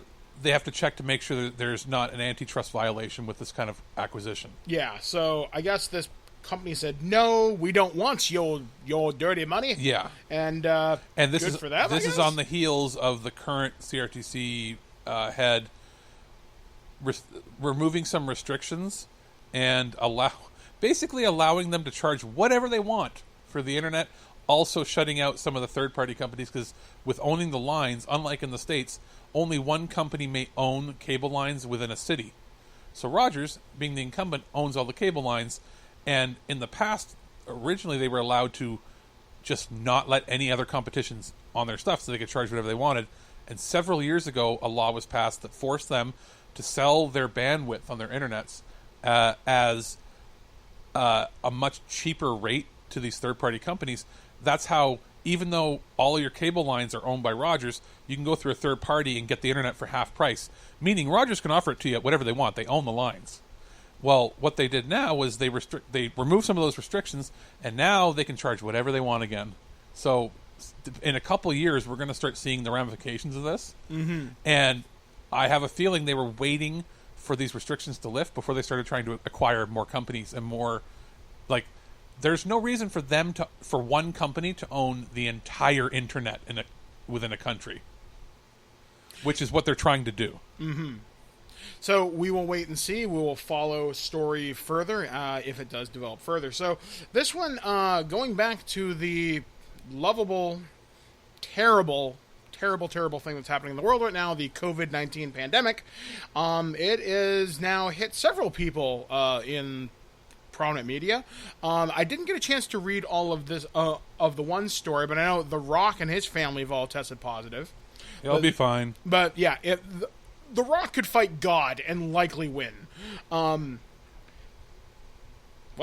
They've already recovered. Okay, my wife has just updated that story. They have recovered. However, a person that has not yet recovered, to my knowledge, this story comes courtesy of comicbook.com, a production on The Batman has been halted after star Robert Pattinson has tested positive for COVID-19, according to a report citing sources close to the film's production. After pausing production near the start of the pandemic and being off the grid for months, the film has just recently returned to production in London. News that the production had been paused again emerged earlier today with reports simply saying that a member of the production team had contracted the virus. That is, Pattinson, who is sick, was just reported by Vanity Fair. Warner Brothers, who had confirmed the production was stopped after someone tested positive, has not yet responded to the reports. Typically, the quarantine time with a positive test is 2 weeks. And as far as production resuming, we'll have to wait and see how the studio proceeds. Every studio seems to handle positive tests a bit differently, but it stands to reason that the star of the film would be difficult to continue without. Since the start of the pandemic, there has been speculation that returning to production on big tentpole blockbusters would be difficult, given the sheer number of people on set at any given time. Superhero movies are even more challenging, given the frequent need for long sits in makeup chair or intimate contact with numerous people who help them on and off with makeup, tight-fitting costumes, or the rigs needed to simulate fights or other superheroic abilities. The CW, which is co-owned by Warner Brothers and airs several WB superhero shows, include its top-rated series The Flash, has indicated they will be looking into ways to reduce person-to-person contact when writing love scenes, fight scenes, and other circumstances that would make social distancing more difficult. Recently, the Batman director Matt Reeves said that shooting delays due to the coronavirus pandemic had not resulted in any noticeable changes made to the Batman. The Batman was the last big reveal of DC fandom, and it successfully got fans hyped for the upcoming film from Matt Reeves. The trailer revealed not only Pattinson's Batman suit and the overall tone and vibe of the film, but it also revealed our first look at Catwoman, Penguin, Commissioner Gordon, and more. We even got a look at the Batmobile, which we'll probably be talking about the new DC fandom, which that happens not this weekend, but next weekend. Yeah, and that's mostly the TV stuff. So we'll talk about it, but probably not 2 hours. I know that The Flash was moved to 2021 from its October regular schedule, which might be good because the last season was kind of if. Yeah, it's just one of those... You've made me interested to maybe check out nothing Legends wrong of with Tomorrow it. It's just, again. I felt the story was weaker than the past. It's just, it would have been just a good story regardless. It's just when you go from one of the strongest shows on TV to being just regular good. Yeah, I mean, superhero shows, you have to know when to call it quits. I think they've got 2 seasons left in them before it gets stale. Whereas Legends of Tomorrow can keep going forever because of the rotating cast. It's basically Doctor Who. Yeah, you can do whatever you want and just throw DC characters into it. Yeah. So, hopefully, we'll see something neat. So, this final story, we're going to take a little bit of time to talk about, but not too much. We could almost dedicate an entire prototype to this, but we're not going to. Yeah, we're not going to do that. But Mario's 35th anniversary Nintendo Direct happened this past week, and they did announce a couple of different things. I'm just going to rapid-fire go through them. We'll kind of give our impressions. Well, here, I'll start with just a whole bunch of merch tie-ins with some stores that you're never going to go to because they're in New York City and they're not even open. Yeah. You might be able to order online. Probably, maybe not. There's an AR related game that has to do with remote control cars. you got to buy some remote control cars, control them from The Switch. your Switch. I'm interested in that. Who has the amount of open space to do it? Yeah, like I'd be curious to know what the connection strength is like. It looked like 100-foot square rooms, like they were doing this in. So I don't know how they're going to do it. I don't know how they're going to do it in Japan, where the apartments are tiny. But I mean, kind of cool. That's their Christmas toy for the year. It's quite clear in watching this direct that some of these games were supposed to come out in the summer, and the ones that were supposed to come out at Christmas have been pushed until February. Yeah. The other big thing that was announced, this looks kind of cool. I'm not going to get it, but there is a Super Mario Brothers Game & Watch, which has a new updated Game & Watch game, but you also get color versions on an actual LED of Super Mario Brothers 1 and Super Mario Brothers 2 The Lost Levels, which was the Japanese release. With their ROM hacks that have bonuses hidden in them. Oh. 35 bonuses from Mario 35. So it could be mini games, it could be little Easter eggs. Who knows? I mean, it's cool, but I'm not going to pay for it. It's $50 US. Yeah, no. Yeah. I mean, there's a possibility that they're going to be sending out review units, they said, but who knows? Yeah. And how limited that will be depending on stock. The other thing that was announced, this was the big deal, the long-rumored 3D Mario collection, which is Mario 64, Mario Sunshine, and Super Mario Galaxy. But no Galaxy 2. Yeah, and everybody noticed that even during the video at the end of the presentation, they went from Super Mario Galaxy, or sorry, new Super Mario Brothers to Super Mario Galaxy, and then to whatever was after that. And there's no other games that could really be paired with, unless you wanted to remaster the 3DS and DS titles, which would be cool. You could put like Mario DS and then whatever 3DS one was there, bundle that with Galaxy 2 as another package or as DLC separately. But they're making these not only limited physically as a even limited edition, digitally they're not going to sell them. They're doing the Disney thing. What pisses me off about that is it's clearly a marketing ploy because they realized they weren't going to have enough stock because of COVID, and because they're a very disorganized company and very backwoods, like 30 years ago designed managerial style. They have not adapted to working from home well at all. It's quite clear that the Mario 3D collection was supposed to be a summer title. Yeah. And that the other announced 3D Super Mario was 3D World, the one with the cats, which has an extra bonus DLC expansion. Yeah, called Bowser's Fury. Yeah. Nobody knows what it is. Yeah, it looks like an extra world, extra world added to it or whatever. Which is cool. That's been coming out at the middle of February 12th. Yeah, the beginning of February. That was clearly supposed to be the November Christmas release. Yeah. So between those two, like, being pushed, this is their way of basically shaping the media. Instead of saying we were unprepared, and so we were only going to have a couple 100,000 copies made for the world, and by the way, Europe may not be getting the physical copies. Yeah. They're saying, well, this is a limited edition thing only for during this quarter, basically. And then with the digital, they're doing the same thing. Instead of saying buy it forever, making it limited, so they force you to buy during Q4 to boost their numbers. Yeah. So, I mean, I know marketing. That's bullshit. There's no reason why a limited edition digital copy, when they own all the assets, should even be a thing. Yeah, I mean, this is a game I want. I may ask for it for my birthday, which is next month.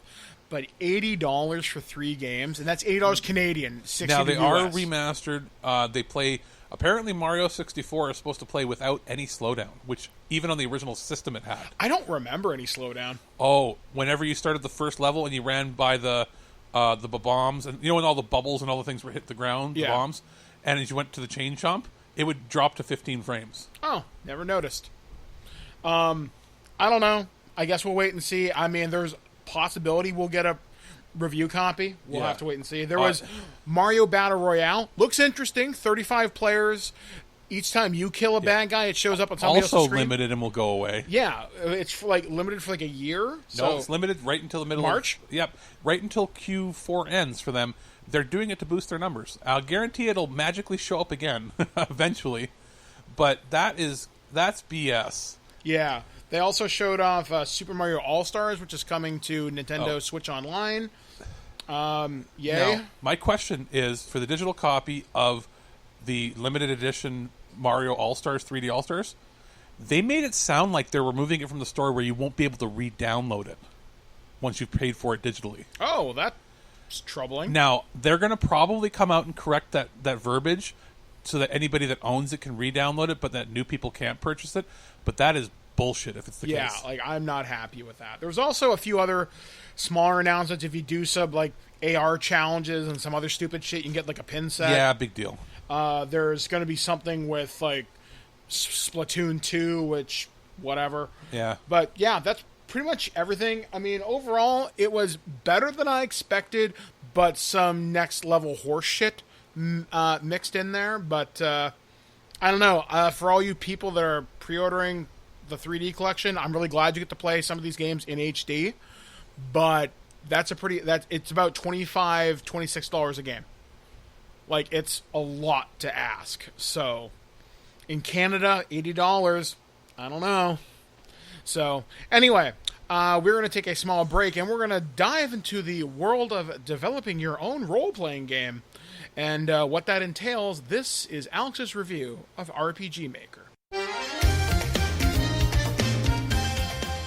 Just a quick review here of NISAmerica's new release of the RPG Maker MV.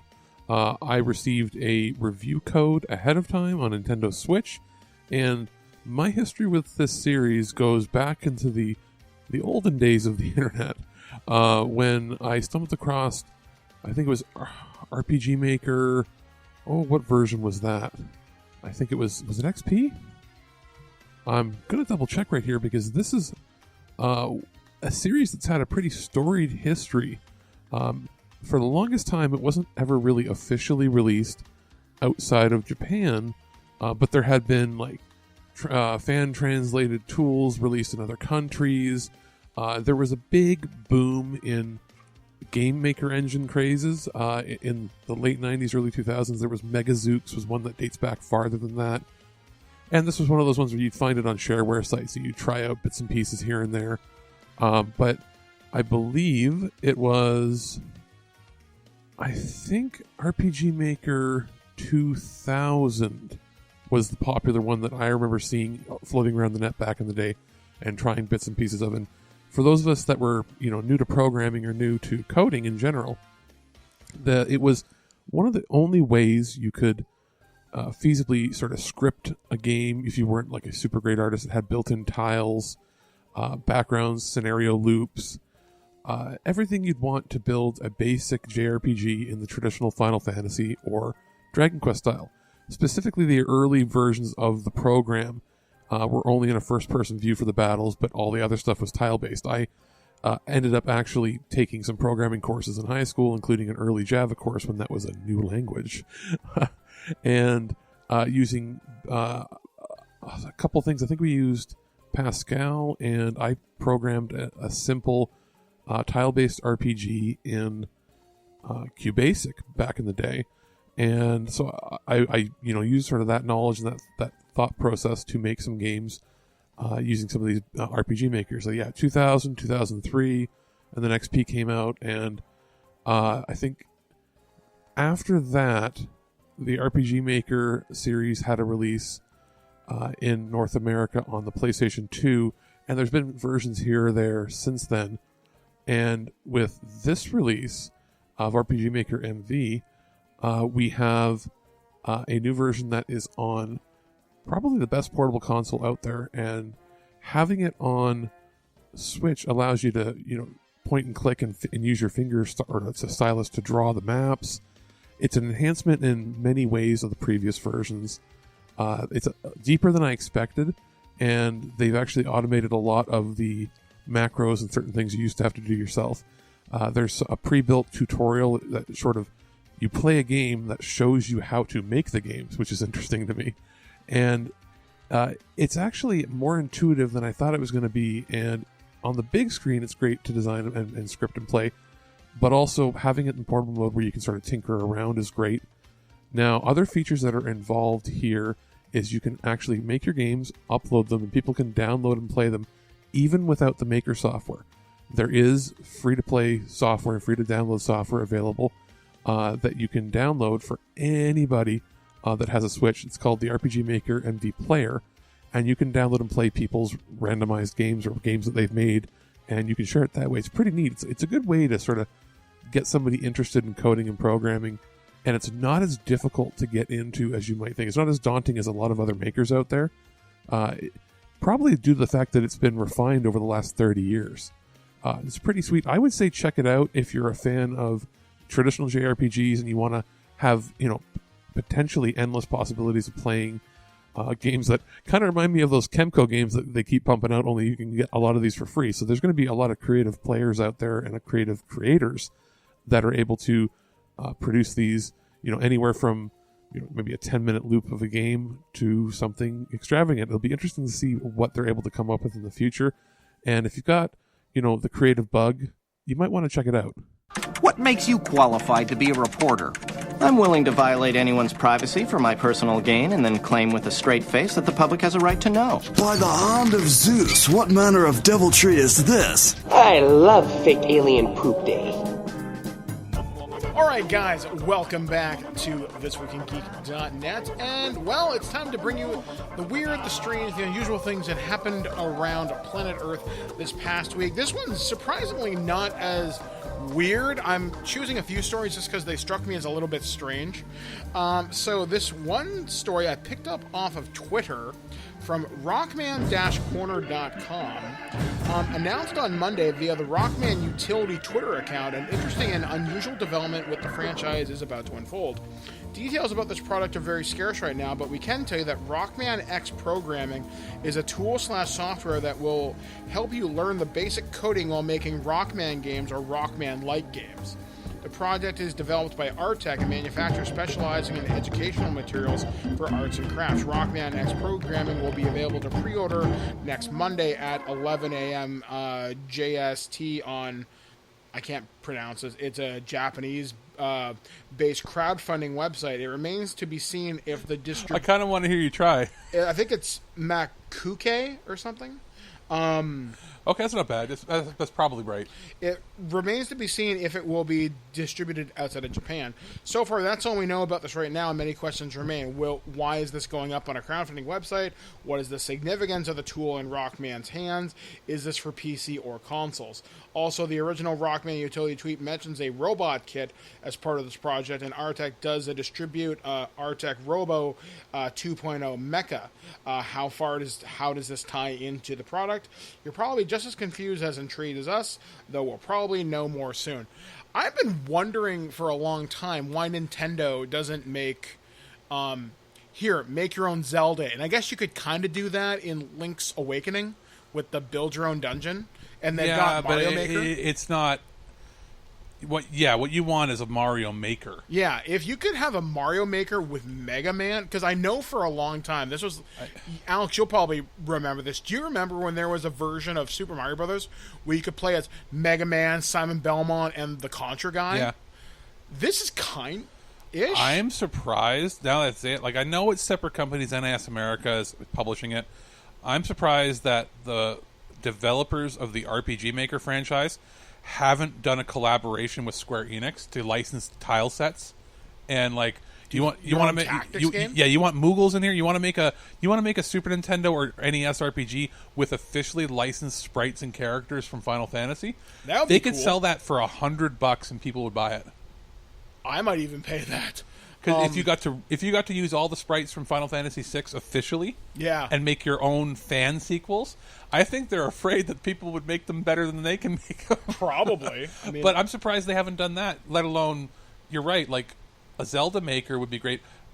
Like what you're saying is like a dungeon crawler. Yeah, or if I get to build my own kind of Mega Man levels and allow me to kit bash my own Robot Master. Yeah, you're not just that. What if Nintendo made a Metroidvania engine? Yeah, like if you could develop your own Metroid simple, it would be fantastic. And base it on like the original Metroid. Make it very simple. Yeah, because you're not doing this on Metroid Fusion or even Super Metroid. And if it sells well, then go expand when it you out. make the Metroid 2 or Metroid Maker 2, then you can introduce Super Nintendo graphics. Yeah. I think it would sell. I mean, do it as a digital only if you're that worried about it. Yeah, and you could sell it for $50 US if it's robust enough to make your own like roguelikes or Metroidvania, dungeon crawler, Mega Man style.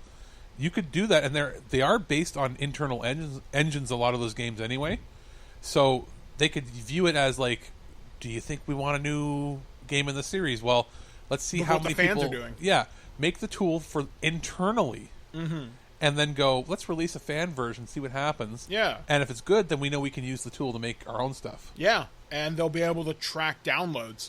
That's actually what...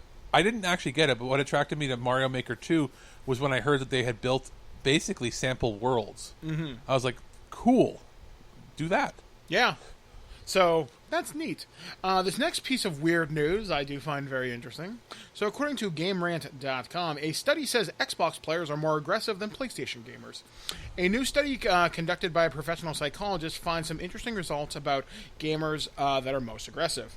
Professional psychologists utilizing the Bus-Berry Aggression Questionnaire have conducted a study on aggressiveness in games with some interesting results. The study was conducted using 964 gamers who were asked to select 3 games they enjoy playing the most in order of preference and what system they use to play the games on. They were asked to complete the Bus-Berry Aggression Questionnaire, which is a 29-question survey that uses a 5-point Likert scale. This test is meant to gauge the level of aggression in individuals based on how they respond to each question. Physical aggression, verbal aggression, anger, and hostility are all meant to be measured with the Bus-Berry Aggression Questionnaire.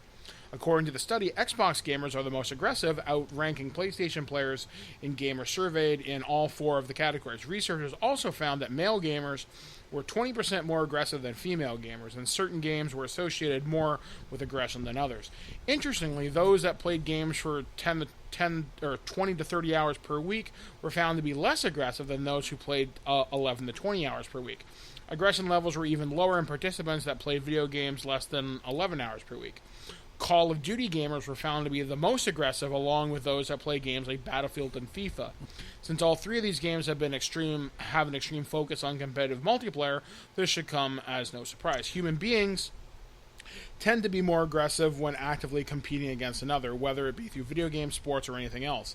So it makes sense that gamers playing these titles will be more aggressive. However, even a game without a competitive focus still had some aggressive players. According to the study, Animal Crossing New Horizons actually had more physically aggressive gamers playing it than those playing Grand Theft Auto 5.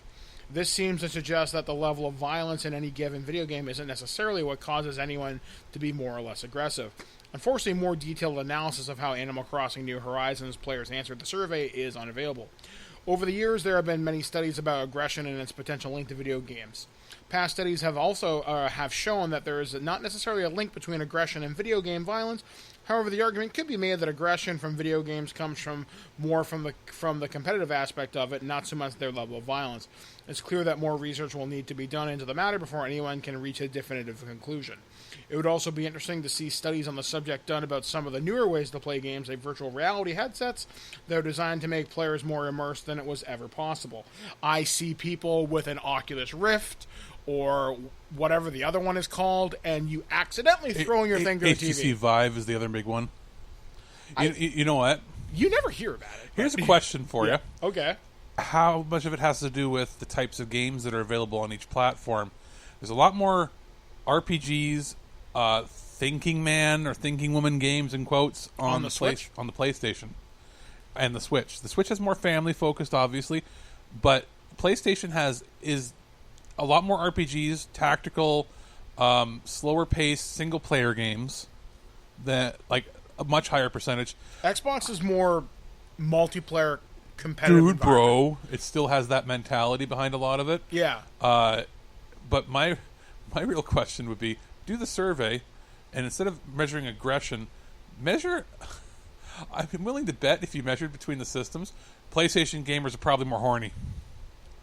It would be very interesting to see if they ever do a follow-up on this. There's a lot more fan servicey games on the platform, but also less games that are focused on pure aggression and killing. Yeah. And more story-based, and like I said, or romance, visual novels. Although it's weird, I get more emotionally invested in those games, but I could see how it might manifest physically, but not aggressively. No, but also if you look, there are a lot more equal numbers of men and women playing PlayStation and Switch than there are on Xbox. Xbox is still mostly a male-dominated system. Yeah, I don't I mostly play Call of Duty on Xbox, and I have my in-game lobbies turned on. Yeah. I don't hear a lot of girl gamers, but I am hearing more than I used to. Again, it depends on the games, but I'm saying in general, yeah. Like and not just from a sample size of my friends online, yeah. as well. A lot more women have a Switch and a PlayStation, or a PlayStation by itself, or a Switch by itself. Yeah, I don't know a lot of my girls that own Xboxes. Very, very few, or if they are, they're competitive gamers. Yeah, that's true. Or it's a shared console among like boyfriend, girlfriend, household. You very rarely hear ever of a dedicated Xbox player. And even when I worked years ago at EB, women never came in and said, I want an Xbox, unless it was for somebody else. When I was working there, we would have people come in. This is the PS3 era. Yeah. And you had a lot of girls that would come in and say, I'd like a PlayStation, and I want to pick up this title, this title, this title. And it would usually be RPGs, visual novel games. A lot of girls are really into the RPGs and the visual novels. Or there would be like God of War, some other standard ones too. But they were getting it for themselves, or they get, at the time, a DS. But you never, ever, in the year I worked, or multiple years, even when I worked other retail, women were never buying Xbox consoles for themselves. It was always for their boyfriend, their son, their father, somebody else. It was never, ever, that was never the case. Xbox has never been a destination for anything that isn't a shooter. Yeah, or sports. Yeah. And it's not that, no, and there's plenty of women that play those games. Yeah. But it was never the intention of, I want that system for me. There were plenty of times where we had women come in and go, I want a PlayStation, and they'd be like, oh, my boyfriend or my husband or my son or whatever plays on Xbox, or I'm getting a separate extra PlayStation for myself, because there's a lot of single player experiences they wanted to play. There are plenty of girl gamers that were playing PC MMOs. Yeah. But when it came to consoles, PlayStation has always been a single player's heaven for really deep, engrossing stories. Xbox has traditionally not been that. Yeah, Xbox, in my experience, in my 13 years, has been, you go there for Rudy Tooty point and shooty. For visceral, like tangible, like feeling, like immediacy. Yeah, or maybe blockbuster things like Halo and Gears of War. Other than the few one-offs like Mass Effect, like Quantum Break. Yeah, certain experiences where they tried to gather that audience and getting.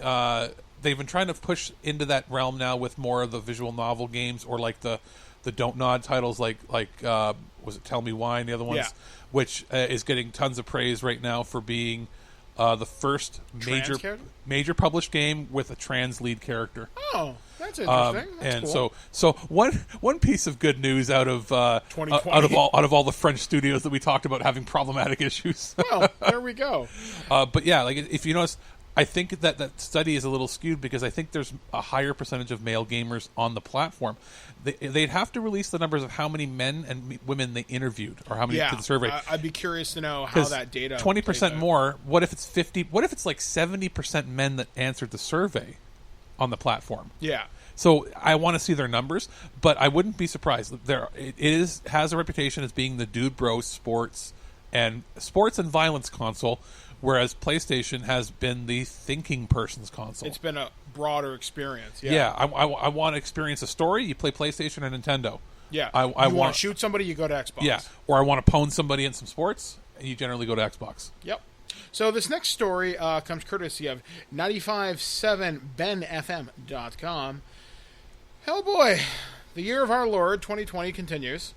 That's my commentary.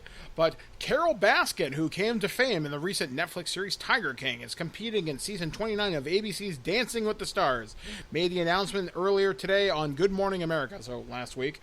Stars joining Baskin in the upcoming season include Nellie, Chrishell Strauss of the soap opera All My Children, Backstreet Boys member AJ McLean, The Bachelor and Bachelorette star Caitlin Bristow. The show will be hosted by Tyra Banks, and the first episode will air on September 14th. I'm looking at their full real cast. question. Yes. Is she going to kill her dance partner and hide the body? Quite possibly. Looking at Fucking Carol. Oh, you know it would be TV gold? Get the Tiger King out of prison for one episode. Yeah, and have them be partners and see how far that fucking goes. People that would be 100 million viewers for that one episode. I'm looking at some of the names for Dancing with the Stars. It's not even one of the good Backstreet Boys. Yeah. It's the drug addict Backstreet Boy. I don't know much about Yeah, them. he was on cocaine. Oh boy. I recognize 3 names. I recognize Anne Heche, Nelly, and I think I recognize Olympic figure skater and commentator Johnny Weir. So I recognize 3 names out of the stars. Did they just get Nelly so they could play his songs? Well, it would It's make getting hot in here. here. Or are they going to sing the song about his stupid shoes? Air Force One. So yeah, look forward to that, September 14th. This next story comes courtesy of CNN.com, and I've seen a few other outlets report on this as well.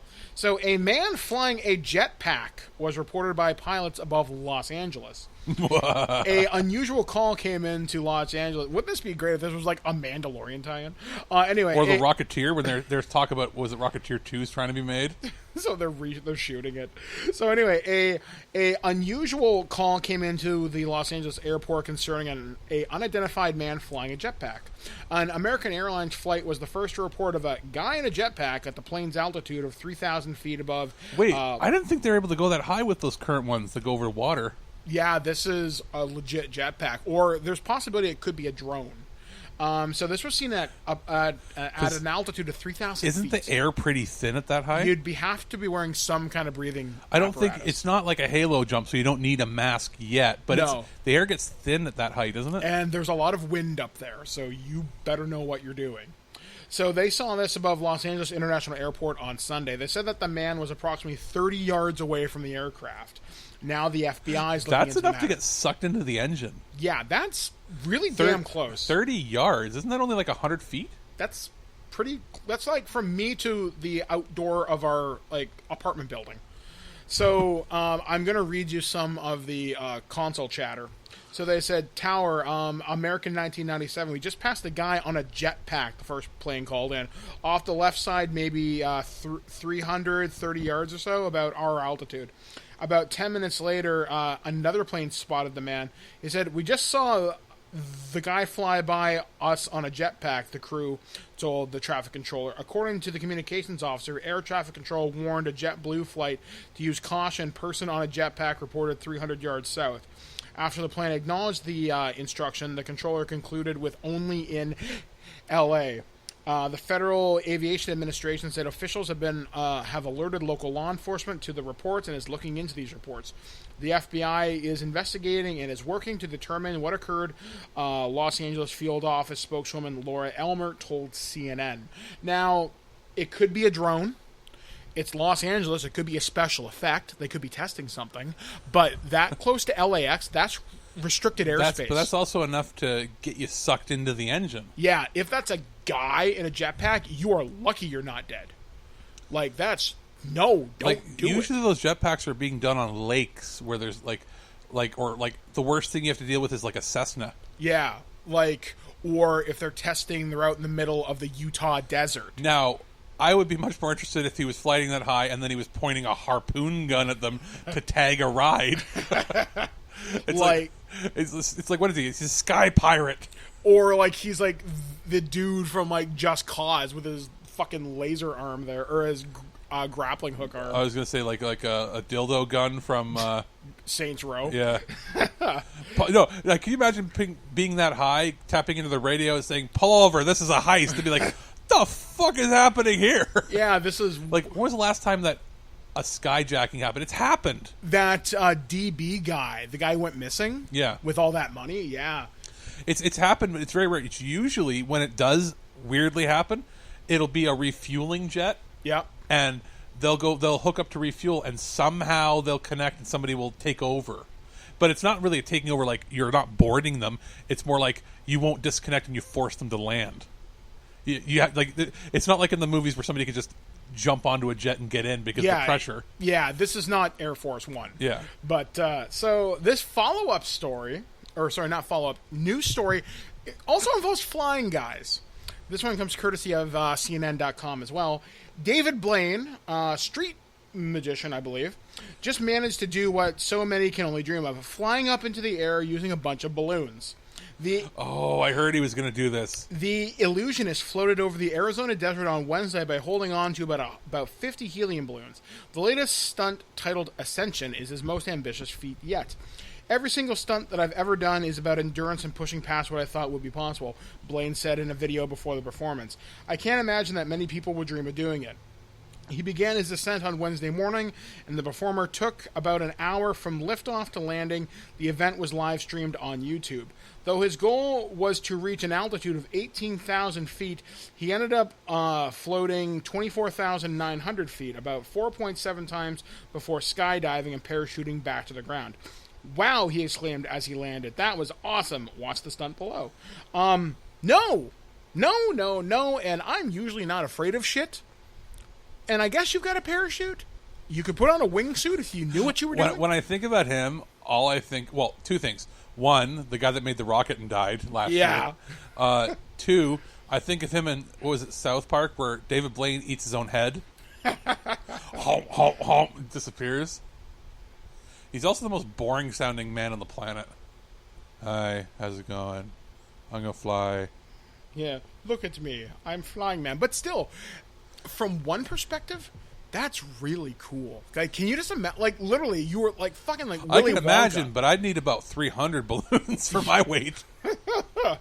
But yeah, just holding onto a balloon and knowing that you're looking down 25,000 feet to the ground. Yikes. At least with skydiving, I don't know. With me, I'd feel more in control of that. Because what if he let go at 1,000?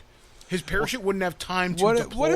What if that was like the first time he ever found out he had narcolepsy and just passed out while he was, or fainted while holding onto the balloons? Yeah, like there's so many things that could go wrong and thankfully didn't go wrong.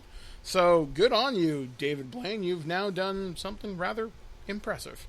This next story comes courtesy of comicbook.com. Once again, returning to the video game realm, and I'm so disappointed this didn't happen.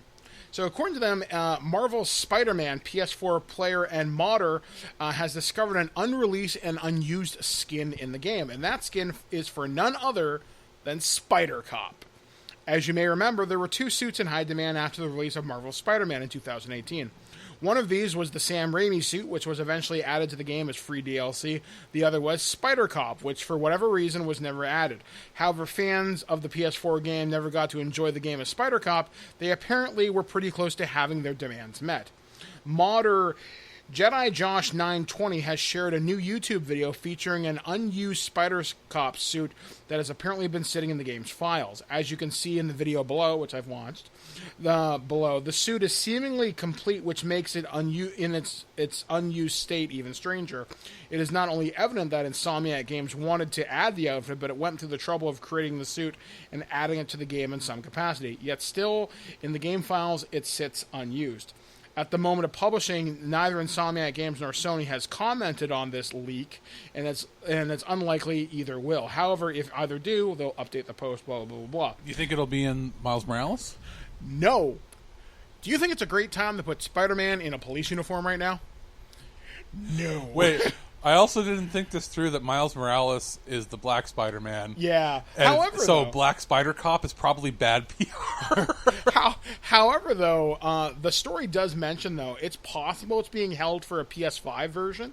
I mean, I think it would be funny because Spider-Cop in the game is totally played for jokes. He's like, look at me, I'm a 70s cop, and we're going to stop them, blah, blah, blah. We're going to team up and be Spider-Cop buddies. Yeah. It's funny, but in the current political climate, probably not the coolest thing you could do right now. The time to do that would have been 1 year anniversary. I would take that over any of the stupid bombing missions where you had to shoot down the drones. I hated those and the speedball challenges. I wonder how it'll play with the new how sensitive the controllers, if they're going to add haptic feedback to your web shooters. It might be easier to control that way. Yeah, I mean, I guess we'll find out at some point. I checked Amazon.ca.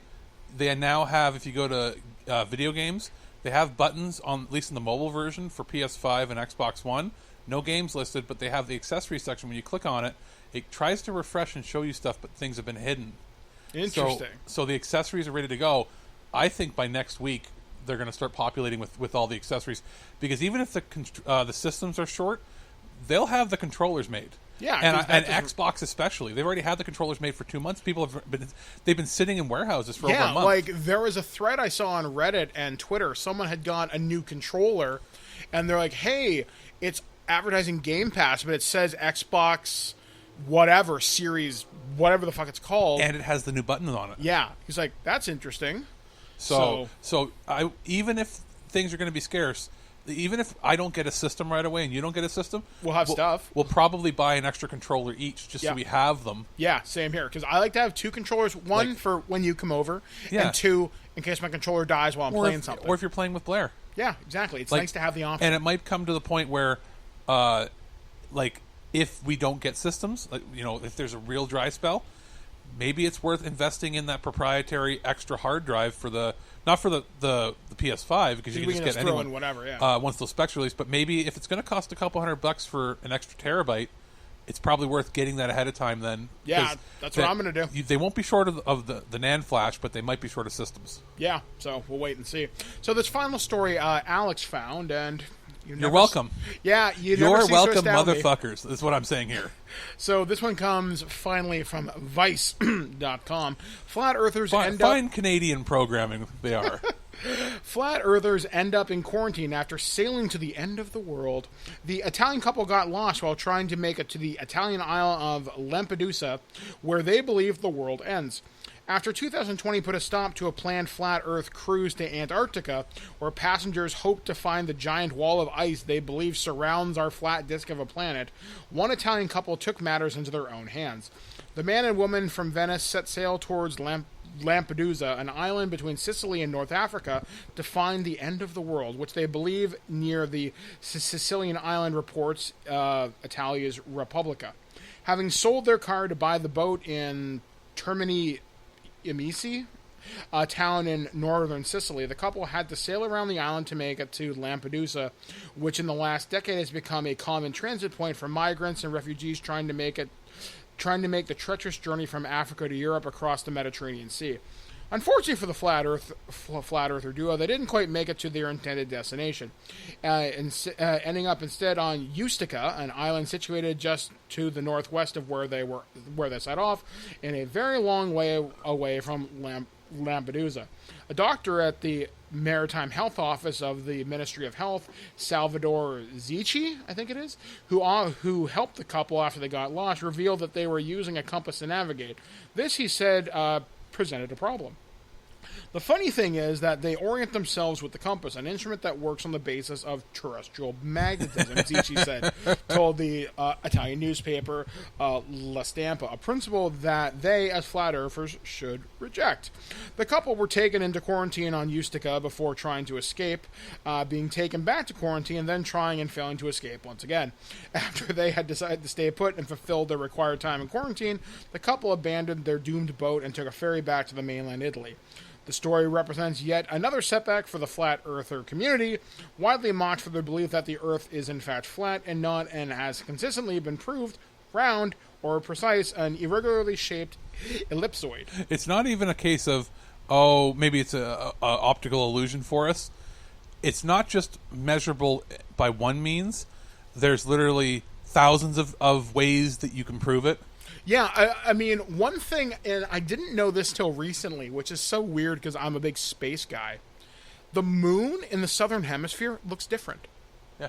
I didn't know that. And I was like, I never even considered that. Not to mention, if we had a flat Earth, tides wouldn't exist. Well, tides couldn't exist. And their explanation is like magic. Yeah, or again, going back to space, I'm like, we stood on the fucking moon and took a picture of the planet. And even if you're a conspiracy theory and you're like, they didn't go to the moon, it's like satellites. But even then, even if you thought the moon landing was doctored, you're telling me that every scientist in the world has kept this part of some secret, or they're bamboozled into believing it too. Yeah, bullshit. Because you feel you have to be part of something special that nobody else gets, because you have to feel like you're better than other people, when in reality, you're the stupid one.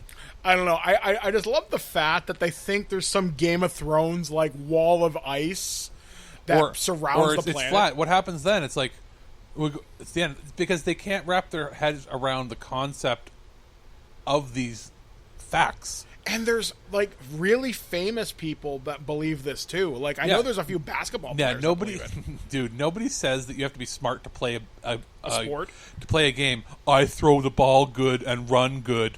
Like I'm sorry, that doesn't make you a genius. Yeah, I don't know. It's just there's so many people that believe this, and the fact that we're talking about this in an age of unprecedented science and discovery. I'm not saying that the world is flat, but I'm saying that there's a lot of avenues we could be looking at, so that there's lots of different sides. No, motherfucker. Yeah. No. The Earth is round. And I mean, and 500-600 years ago, people were all saying the opposite and arguing this. It's like, I understand, but there's empirical evidence now. This is not a case of I believe. It is this. Now, you could argue perhaps our perception is one thing. Maybe the way we even interpret the world is wrong. Yeah. Okay. If you want to say it's an illusion that is in our minds, fine.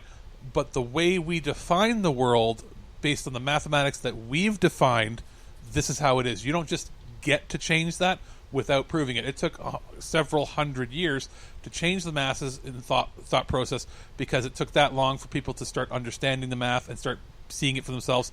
Just go in a plane. Yeah. Like, well, as that doctor pointed out, you're using a compass based upon terrestrial magnetism. As I understand, that's generated by the Earth's magnetic core. It only works in a spherical... Yeah, because it needs the motion of the iron core. The equator wouldn't exist if it was flat. Plus, solar wind and shit like that. And there's so much science. The flat earthers live in a world where a picture book can define what the world looks like.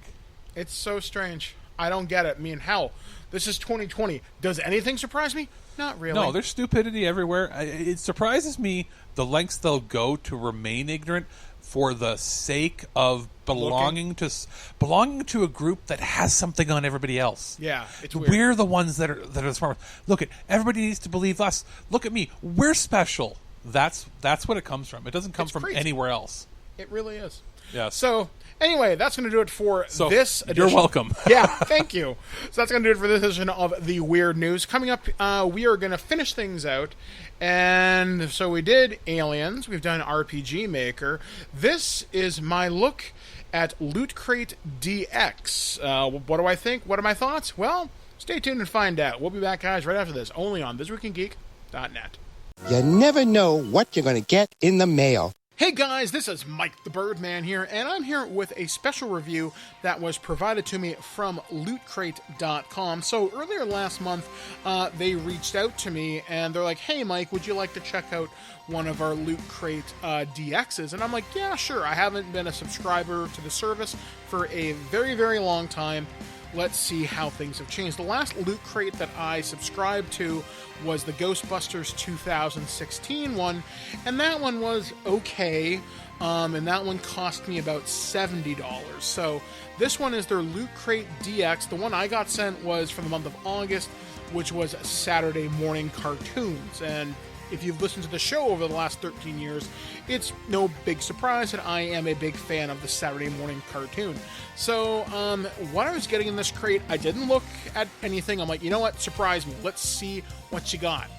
So, just a few hours ago, as of this recording, though I don't know where this is going to end up, be it an Alex's show or mine, I got sent the Loot Crate DX. So, it arrived, and what I got was something kind of surprising. So, I got a t-shirt in my size, and for those of you that aren't familiar with me, I'm not exactly a small man, but I said, send me the largest size you got, not expecting what I was going to get, and I got a Looney Tunes t-shirt of Bugs Bunny in kind of his classic style, or maybe even the new style. I'm not sure, but it fits. Now, according to the website's description, this should have been tie-dyed. Mine is this cream color. It still looks fine, but I like it though. The material feels good. The print feels good. We'll see how this holds up after a couple of washes though. But so far, so good. The next thing they sent was a little statue of the Good Feathers from Animaniacs. So Squint, Pesto, and Bobby, I think it was. I think that's their names. Statue's actually pretty nice, all things considered. It's kind of like Funko in size, that scale. The closest thing I can compare this to would be like the statue from Club Nintendo like a million years ago. Like you get the 3 characters, a little bit of like foreground, and it's pretty nicely detailed, all things considered. I do like it. I think it's rather nice, especially because I'm a big fan of those segments from the cartoon. The next thing is you get chip clips. I didn't know those were still a thing in 2020, but you get them from the Flintstones. So you get whatever the hell Barney's saber-toothed cat was called, and you get Dino. So that's pretty cool.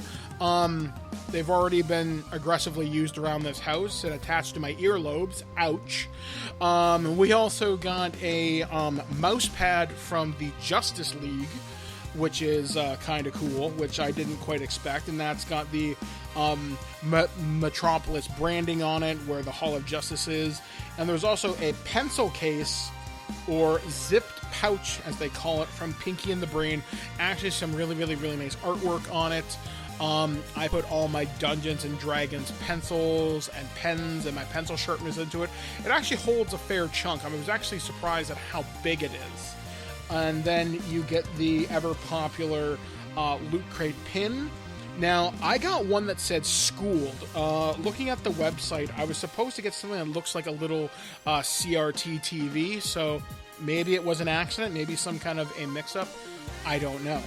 So, the crate itself, it's okay. I'm actually pretty surprised that the shirt was of good quality. I'm actually pretty surprised with the little statue there, and everything else, not bad. You've got my attention.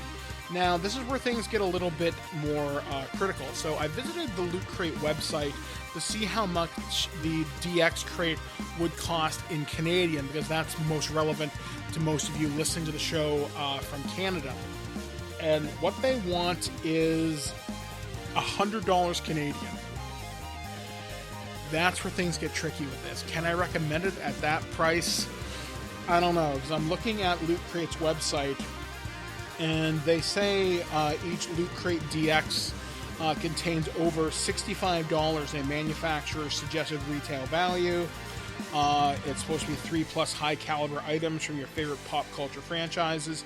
Now, Loot Crate does get some pretty cool licenses. Like, I know next month they've got, like, Venom and Black Widow. They have, like, a Harry Potter one. There's an anime crate. Mass Effect, Alien, etc. So the licenses, they got the licenses down, but it's the value as to what you're getting for this. And I've seen some pretty cool things come out of Loot Crate, but I don't know if this makes the best first impression for me, because you obviously don't know what you're getting. Now, you could pop on Reddit, and sometimes people spoil what's coming out, or they post what they got in their crate. So your mileage is really going to vary here, and at $100 Canadian, that's a hard sell.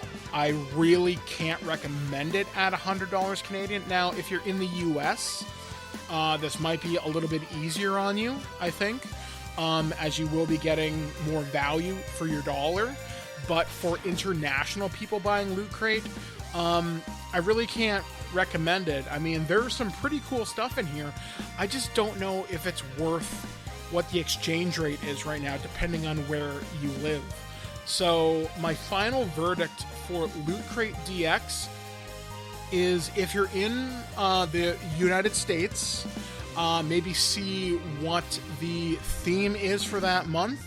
Maybe shoot your shot if you happen to have the money.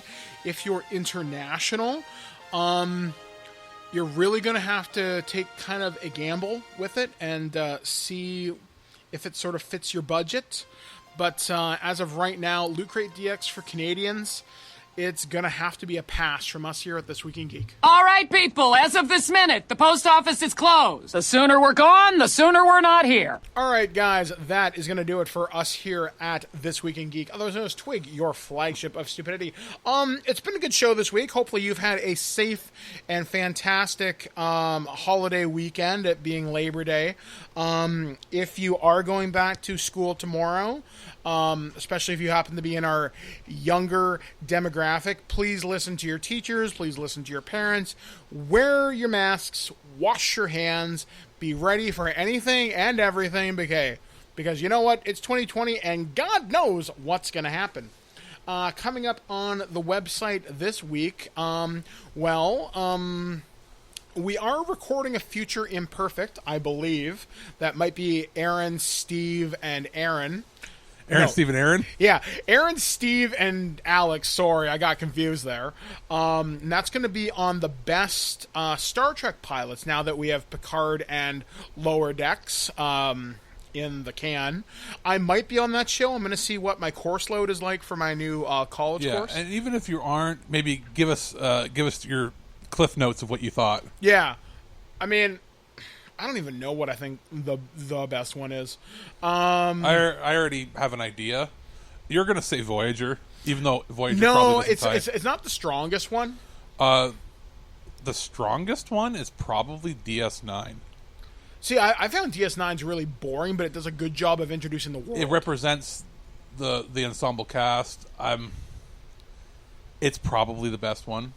I think Voyager has fun moments. Next Gen is so different from what it really ended up becoming. Once it evolved, once it got out of its first season. I think it's going to be controversial, but my choice might be Enterprise.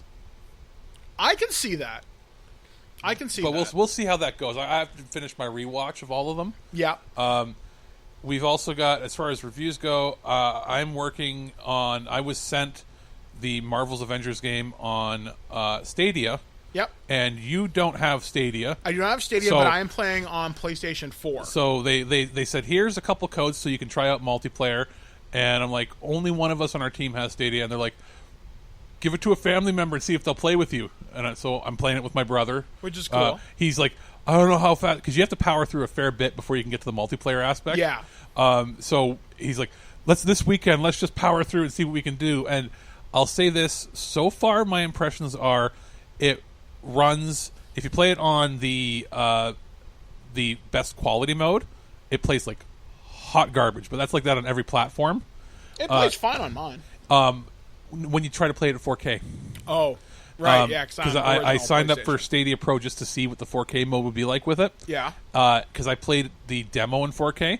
It's on PS4. It's the same. It really gets choppy. The difference is switching it to frame rate mode, high frame rate. It's much, much smoother on Stadia than it is on PS4 Pro. I'm not surprised. So I'm it's obviously the PC version, but I think they're using similar tech to how they're going to do it on next gen. Yeah, because it's using the cloud and dynamic scaling. So I went through the opening with Kamala, and I did the tutorial, like the main thing that was part of the demo. Yeah, and then I turned it off, and I'm going to play more later. It does tie to your Square Enix account, but differently than usual. Like, it's not directly in the thing. It just checks, like, are you a Square Enix member? Yes. And then you get, like, a nameplate. Yeah, it's not fully integrated the same way it is on consoles. And the load times are a little faster, but not a lot, because it isn't super optimized. Yeah. But it should also be noted, it isn't officially, in quotes, out yet. Yeah. It comes out, like, it came out on Friday. Yeah, so I thought, I'm like, I can get through that for a review this week, and then you're like, nope. I think it's longer than it is because you've been playing earlier than me. Yeah, like, I'm just getting Iron Man now. Yeah. I'm 12% of the way through the campaign. Yeah, so I'm like, this is going to be another week. And they're like, yep, that's cool. Yeah, like, as far as I understand, no major outlet, like, a few of them have gotten to the end game, but nobody has really posted here are our final thoughts. Yeah, and the other ones I'm working on is I have a review of Inertial Drift from P-Cube, which is a racing game. And then Vinegar Syndrome sent over from a few of their imprints, a few movies for us to check out, and that'll be over the next week or so. I'm not sure how many are going to go into a regular show or Turd or Treasure, or some might end up, depending on if they look like they're good and well suited for loose cannon, maybe, or perhaps an upcoming show later on that we might be working on. For myself, I'm working on Tony Hawk Pro Skater 1 and 2. That'll be on the PlayStation 4. I am also working on Fight Crab, which is that weird Switch game we saw earlier this year. Yeah, we put in a request for the review because that was an option when PR contacted us. We forgot about it. Yeah, and then it just showed up yesterday. And it popped up, and I got an email saying, "Hey, Alex, you still want Fight Crab, right?" And I'm like, "Hey, Mike, you still want Fight Crab, right?" And you're like, yes, just all caps. Yeah. So, Blair asked me what Fight Crab was. I'm like, well, I can be a crab with a knife. And she's like, well, that's all I need to know. And she might even get into it because it controls like Katamari. Yeah, it's weird, but it does look cool. I'm also working on, I got this huge package from Wizards of the Coast. They sent me the new Icewind Dale. I can't quite read the book from here just because it's just out of my range. Yeah, but you got a press influencer package, right, with a bunch of cool so things. I got a scarf, which I've never seen before, 2 Dungeons & Dragons You pop can wear that sockets. outside when you're social distancing. I very well could. I got a Dungeons & Dragons dice bag with dice inside of it. I got the Icewind Dale dice tray and character cards. I got the book with the alternative cover. I got a couple of notebooks, which is fantastic with exclusive artwork. The last time I got this was when I did Volo's Guide to Monsters, or maybe it was Xanathar's Guide to Everything. It's like a year ago. Yeah, it's been a while since I've gotten a kit this big, and I know there's another big D&D expansion coming out. I think it's called Tash's We're looking Cauldron. into it. It's their first big retail launch since COVID. Yeah. So they wanted to say, hey, look, we got a bunch of cool stuff. Check it out. Yeah, like there's going to be a lot of neat D&D stuff coming down the pipe. I do have another book to review from them. I just have to find time. I've also been in contact with, if you have been with us for a long time on the show, we used to have a cast member called David Double D Dennis. Now, he's been off at university and traveling the world for the last couple of years. Double D's nuts. Double D's. So he has returned to North America, and we've been talking about doing a once-a-month horror podcast where we'd pick 2 movies, a double feature, 1 classic and 1 new, or something familiar and something unknown. Yeah, 1 new or obscure. Yeah, so each of us gets to say, hey, here's Nightmare on Elm Street 3, here's something you've never heard of from the 1960s. Or it could be something like the Death Row Game Show that we had that like most people hadn't heard of. So it can be like 60s, 70s, 80s, 90s, or if it's something really obscure but new that popped up on streaming. Yeah, so like we're going to be using sites like Netflix, Amazon Prime, Tubi, whatever is available to us, plus whatever resources we have here at the TWIG Studios. I'm trying to think of what else to mention off the top here. I have been talking with the folks over at Nerds of the Third Power. You are hearing new episodes of Fools Who Ride. Yeah. We are planning season 2 right now. How many episodes for season 1 were there? 13 or 14. Okay, I think 8 or 9 have come out. Yeah, so we are working our way through the Cloakwood right now, just outside of Cambridge, which you will recognize some of these names from the Cambridge Chronicles. Lord Kills still survives. I mean, it's technically, it's like Cambridge Chronicles adjacent. Yeah, I mean, ultimately, Cambridge and Faerun will always be my homebrew setting. I kind of hope if you're doing a season 2, if you can work in some of the lore of the crazy shit we did in season 1 and the somewhat season 2. Yeah, like I've got a pretty neat idea for like season 2, but we were also talking there might be other games we'd like to explore. I'm pushing real hard for Star Wars because now that Mandalorian's coming out soon. Oh, yeah. I'm really looking. I just want to swing lightsabers and shoot blasters. So that's exciting. What else is coming up? I'm on another podcast, which I recorded this past weekend with Andrew Roebuck on the Aliens franchise. So it's been nice to get back to the world of the Weyland-Yutani Corporation. I know I have a review of the latest book from Free League Publishing, which is Alien RPG Destroyer of Worlds. I'll be reading through that. Modifius sent me over the Conan Adventures in an Age Undreamed Of. I got a bunch of those to read. So a good chunk of those will likely end up in Turtle Treasure. And I also got Pretty in Pink on Blu-ray for the first time. Cool. And so a lot of really neat things to talk about in the future. I know I've been promising the book club podcast for a while, and I'm thinking I might have another way to do it. I may take a look at graphic novels as well. Yeah. Because books are books, dude. Yeah, like it also works. That can work for audiobooks too. Yeah, because I would love to talk about my experiences a little bit longer with Sandman. Because as I reviewed that a couple weeks ago from Audible, I went out to my local library. I went on an adventure last week to the Guelph local library, and Alex, they have floor to ceiling. Yeah. And it's KW libraries like that too. Like, it's as long as this room, just graphic novels. So I picked up and audiobooks. So there may be some stuff that's like, oh, maybe your library doesn't have the physical book but you might find stuff that Audible and those other platforms are great. But there's sometimes, like... stuff that's been lost to... Yeah, like, that was put on CD 20 years ago. And it's just never gotten re-released. Yeah, it's never gotten re-released, and it's like, oh, and you can find something rare or obscure that you might want to listen to. And because the library gives you a couple weeks with those things, that's plenty of time. Yeah, like, I'm looking forward to just talking about this. So what I did is maybe this will be my first episode, because I know Ken, who's a big fan of the show, sent me a bunch of Dragonlance books, and I'm going to read those hopefully before the end of the year. But my first episode, it was going to be Harry Potter and then J.K. Rowling. Need I say more? How do you implode your career? Hogwarts-ageddon. Yeah. I might read Death, The High Cost of Living, and Death, Time of Your Life, which Death was voiced by Kat Dennings in the Audible book.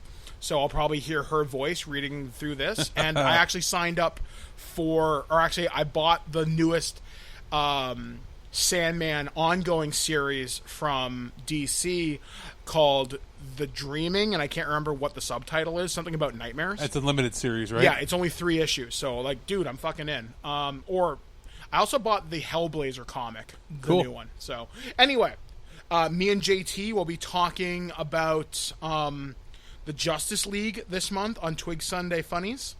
Alex is taking off some time off towards the end of the month, so that'll be me and Andrew Roebuck. We'll be taking the show for 2 weeks, and that'll be a lot of fun to talk with Andrew about whatever happens in the world. And so anyway, guys, I will have a big announcement come October 20th, or that week's show. You're pregnant. I am pregnant. Of course. With your baby. Well, I mean, I would be very mad if it was somebody else. Well, you're my first pick. I mean, never mind your wife. We're exchanging looks, folks. And things will be a little bit different, but good. Good for me. Good for you.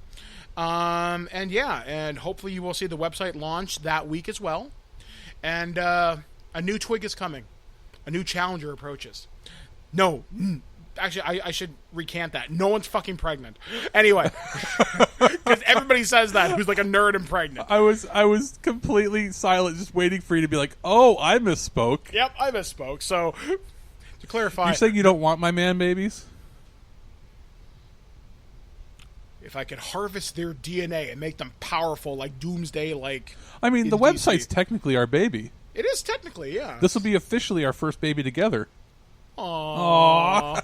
On that note, that is going to do it for us here at This Week in Geek. So we have been Alex, the producer. I've been Mike, the Birdman, saying be excellent to each other. We'll catch you guys again next time, right here on ThisWeekInGeek.net. Well, that's our show.